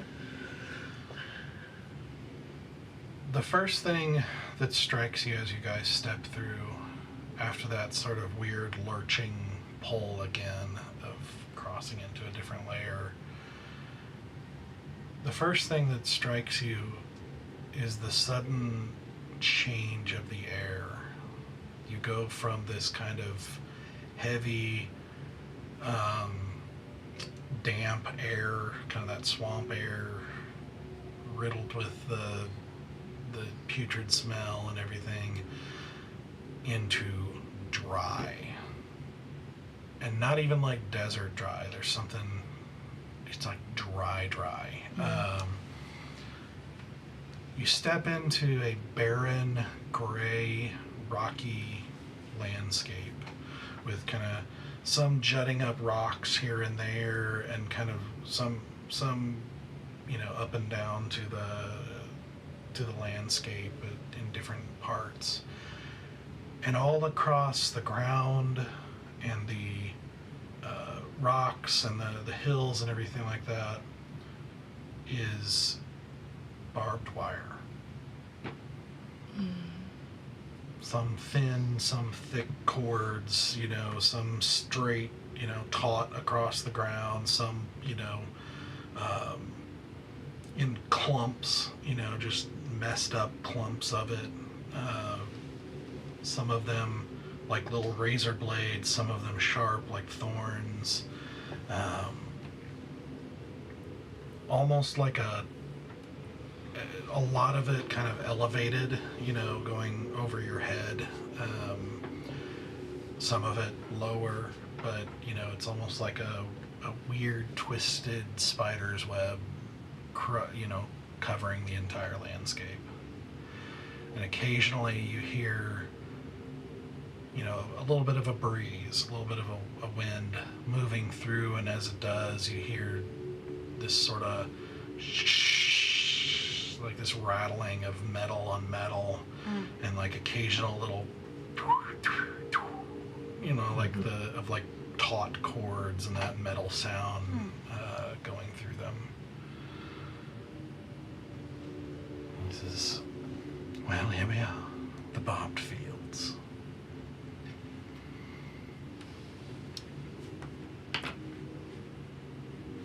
Okay. I tighten up literally everything I've got on my person to as unbillowed as possible. I don't want anything protruding from myself that could latch a catch onto anything. Smart. I'm tightening everything. Yeah, I'll take the cape off and put it in my bag. That's a good idea. Wearing commoner's clothes, not much I'm gonna do. Okay. He says, still a piece of fabric and I tie his hair up. Yeah, I take a hair tie and you know how the trick where you tie a hair tie around a quarter or something on your dress so that it becomes pants? That's what I'm gonna do so that my dress doesn't go flapping. Yeah, and my braid I tuck into my armor. I'm just I like the idea. I think this is smart, so I'm gonna keep up with that.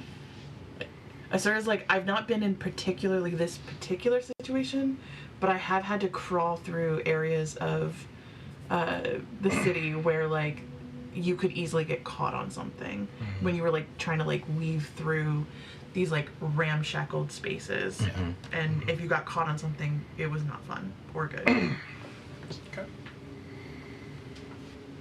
So, Hazelwick says, well, be careful.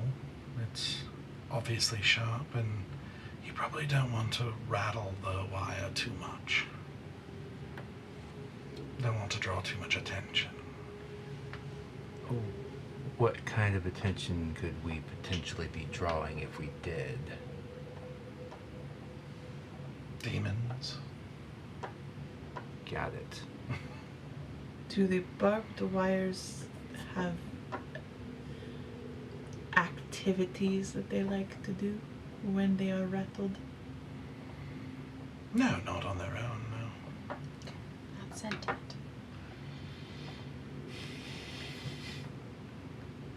So just be careful. I'm getting on hypervigilance, the any sort of trap situations that could spring a barbed wire in towards moving different directions and Okay. lacerating. Yeah. Sure. So, I'm going to need the group to make 2 rolls and for you to make an additional perception check. So, you'll need to make a stealth check, assuming you're still trying to move stealthily, and then a dexterity check to try and navigate through the... Dexterity check, not acrobatics.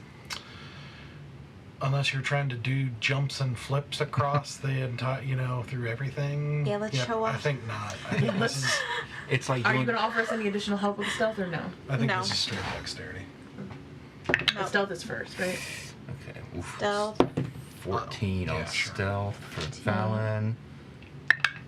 Do you want the group stealth check first? Yes. Okay. And check. 30 on stealth. 29 on stealth. Oh, not good. He's a wick is at 16. Oh, stoic stealth is okay. 13. What was Valens? 14. Okay. And And then that we're roll doing. how? What'd you get? Stuff? 29. Okay. You said not good. Oh no, not good for Only my 29. dexterity. My dexterity was not And you good. said Dex was next? Yeah, Dex is next. Okay. 12. Now I got a 15 on dex. Ooh. Stoic got a Just straight dexterity. 4. Hurts. Okay. 22. Okay. You roll a natural 20? No, I rolled an 18 and I have a +4 on my Dex. I guess it was just Dex chest. It wasn't even Dex save, but I have a +9 I have a decent save. on my Dex saves. Yeah. This is not a Dex save, just a No, that's why I said +4. Okay. Yeah. But I rolled an 18. Alright, cool. And then you said I need to do an extra perception. Yeah. What's my perception again? Can I be keeping an eye behind us as well? I'm probably near Yeah, the back. Sure. Roll perception. That is going to be a 23. Okay. 16. Okay. Alright. So you start making your way forward slowly but surely, crawling under, sometimes stepping over, stepping through. I'm taking the lead on being the one who's checking the traps along the way. Okay.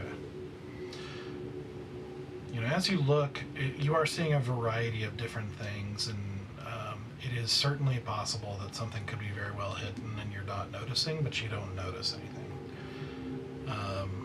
Just more and more endless barbed wire on this barren landscape, and it's slow going.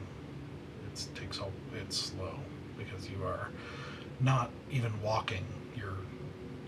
It's almost like a never-ending set of obstacles, like, you know, carefully stepping through, you know, wide or long, you know, flat areas just covered in the wire, trying not to catch and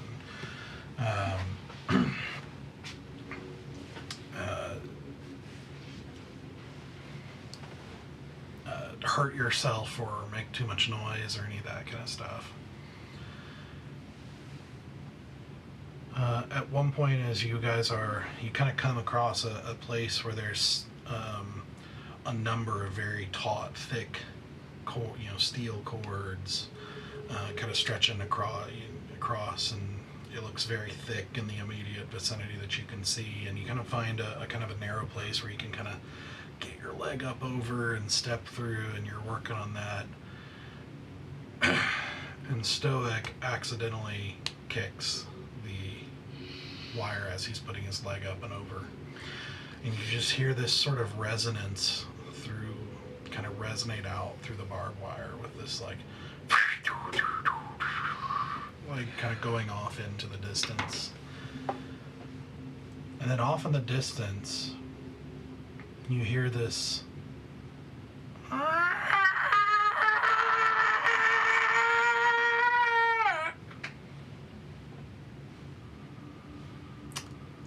How far in the distance? It's kind of hard to tell for sure. I mean, it's a little ways away. Okay. So it's not like right on the other side of the hill or something like that. Mhm. You kind of hear it off, a little far away. Can we move faster? Talking to our... I'm not moving us any faster. Because I can't risk y'all getting hurt. That thing, whatever that is going to be on top of us soon. I suppose it's your call. Have you heard that sound before? What does that sound? I have no idea. Okay, great. Stoic. Nothing good, I'll tell you that. Someone help Stoic. And I'm gonna start finding a faster path, in that it has less hard obstacles for Stoic to have to maneuver. Okay. So, you guys keep pushing forward, trying to move a little bit faster. And I am helping Stoic when I see him get really close to no. Move your body this way kind of thing. Yeah. If it's helpful, I could also give us a hidey hole for an hour to see if it passes by. That might be very helpful. That's up to you, though, if you think we can get out of this area before something like... Again, much closer. You want a hidey hole? Fuck it, tiny hole. Yeah, I pull out my rope and I cast a spell and throw it. It's not very high in the air because I'm short and I'm not strong. You see a rope and it just disappears. And then I go, in we go, and I try to like climb into it. And I'm gonna cast a rope trick Okay. and make an invisible dimension. Okay. Sure. Invisible entrance opens into an extradimensional dimension space that lasts until the spell ends. So it's 1 hour. It can be reached by climbing the rope, and as many as 8 medium or small creatures.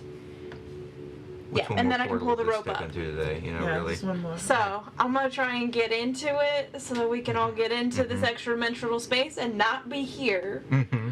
and pull the rope up behind us. Okay, I go up behind you and lean back around so that I can help get Stoic Yep. up. Okay. It's 1 action. So, you guys see this rope, and I need you guys to each make athletics checks to try and climb this rope. Can someone with a strong just like help hoist? I can hoist you. Great. I think at this point I'm just one of the stronger people. I mean, I will hoist everyone eventually. Like, Okay. you can hoist her if you want to, but Lovely. Hazelwick says, better hurry. And you Right. see, like, there's an increasing rattling sound from the barbed wire around you. And you're starting to see, like, kind of movements and vibrations in the... Yeah, I'll from- hoist you if you give me a hoist. I'm going to hoist Yeah. both. I'll be the last one up. I'm going to hoist you and Stoic up. Yeah, and I'll help Stoic. And we can, reach down Well, to yeah, try and help you she pull and I up. will But if you pull. can, climb, Yeah. that's also fine. But I got a 19. So I'm going to roll for Stoic with advantage because we're helping him. I got a 16 on my roll. Stoic got a 17. Athletics. 18. And you said you're helping Yeah, me too? helping you Okay. up. Valen. A 7 and an 8. That's fun. But that is a 16. And I assume this guy can just fly up into it. Hazelwick can, yeah. Yeah. Yeah. Great. Mhm. And then pull the rope in Mm-hmm. so that this place just... Okay, so you got what? 16 for me and 18 for Stoic. Okay. I got 16. 19 Okay. So, with advantage, very thankfully. with those rolls, you climb. It's not super fast, but you're able to make it up into the hole. As you are climbing up, Uh-huh. you see the barbed wire around you starts moving and kind of writhing, and you see like loops of barbed wire start writhing around these rocks, and coming into view as you are climbing, you see Show us. I'm so scared. Sure that, let me say, make sure. Oh, this is such a pretty map.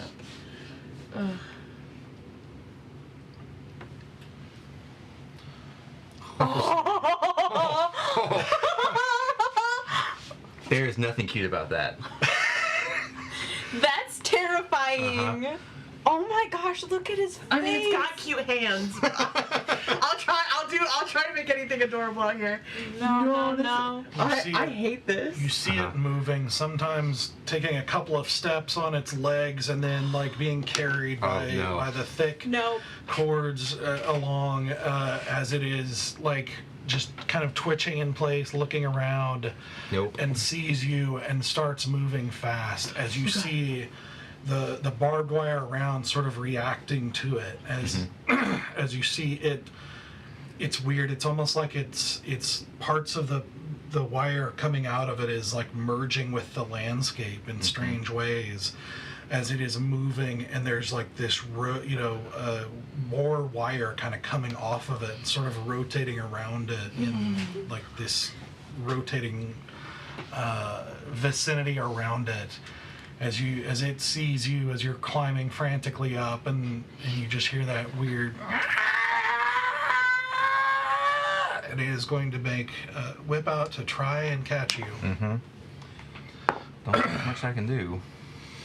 I want you to make. Dex saving throw. Dex saving throw. Dex saving. Yeah, we'll do a dex save. Thank God. Do you have evasion? I mean, I do have evasion, but I just have my dex saving throw is really good. Evasion will just reduce damage. It wouldn't help with this. I just want to make sure I'm not getting caught. Like, that's more what I care about. Yeah. I'll keep 19. 19? Yeah. 18. I was like, oh, do I keep it? Do I roll again? I'm like, I don't know. It was like blackjack. Do I get Because you'd stand or you'd have to take the second roll. yeah. So you see, as you see it shirk to the side, and you see one of its tentacles kind of whip around and just go, and then lightning fast sweep around, and you feel the rope underneath you kind of jerk to the side from the whip of it. And I will put evasion on this, whatever it's going to be. the rope just under your feet actually it's so fast at the end of this kind of whip-like motion that it actually severs the rope and drops down onto the ground as you crawl up into the hole. Pull the rope up. Make this place disappear. And so now you sit in a dark, featureless, extra-dimensional space. The rope has been severed. There is something below you that you can see from the entrance. But it can't see us. As it is looking up at the space where you just disappeared. And that's where we're going to end today. That thing is creepy! No! What is it with you and tentacles in the abyss? You really like your tentacle-based monsters this time around. Like, this has like, I wouldn't even I didn't even put that together yet. Yeah. I was like, it's got that. The minute it showed up, I was like, is this like a tentacle-based story arc? The Abyss really likes, the extra limbs and appendages. Yeah, no, it was more the barbed wire theme. I Yeah. didn't put two and two together, I guess. No, and this is so cool, but also Very I hate this. cool. This is horrific. Don't ever show this to me again.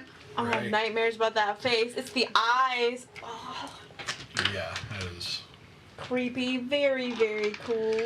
Man. One of the worst ones I've come up with. Yeah. Next only to that creepy ass smiling man.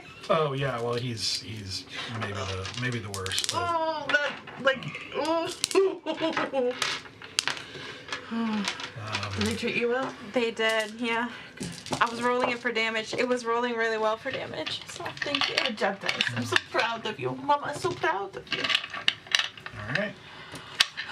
Second layer. Well, Can we go home?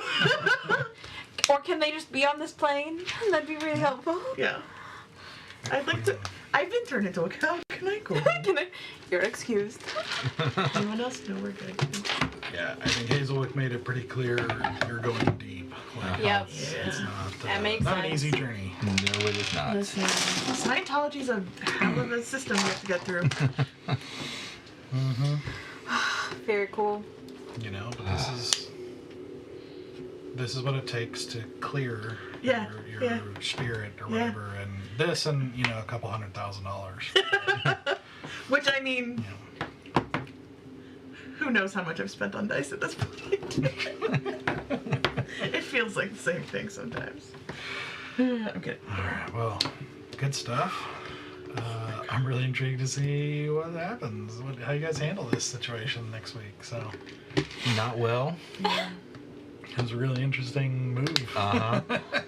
I was just like, we could fight it, or maybe we can get out of its sight and it won't know that we're here, but it did see you, so I feel Yeah. like that's a little different. Yeah. Because I think attacks just sitting there technically take pop can't go shots. through. I think I'll have to read Okay. the spell. I think Okay. technically attacks can't go through it either way. Got Yeah, it. I was kind of basing it on the speed, the rolls of Yeah. your climb for how fast you were going. And I know you can go over 20 a lot. So, Yeah.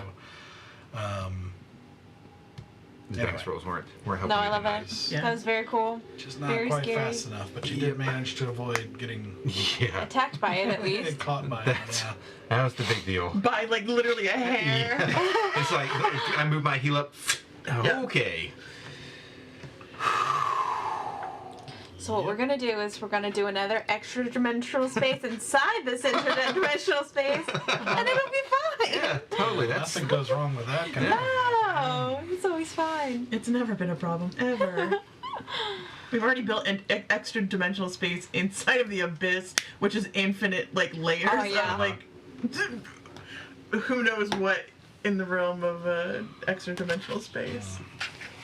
Love That's it. fine. This is fine. Can't wait. We're just gonna build our own lair. It's gonna be our lair.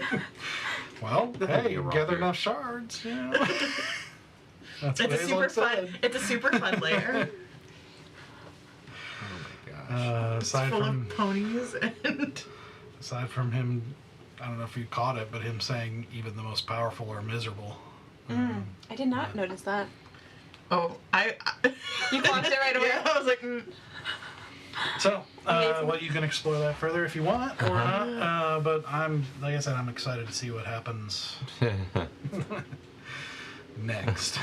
So, we will find out in a week. We will be back next Sunday.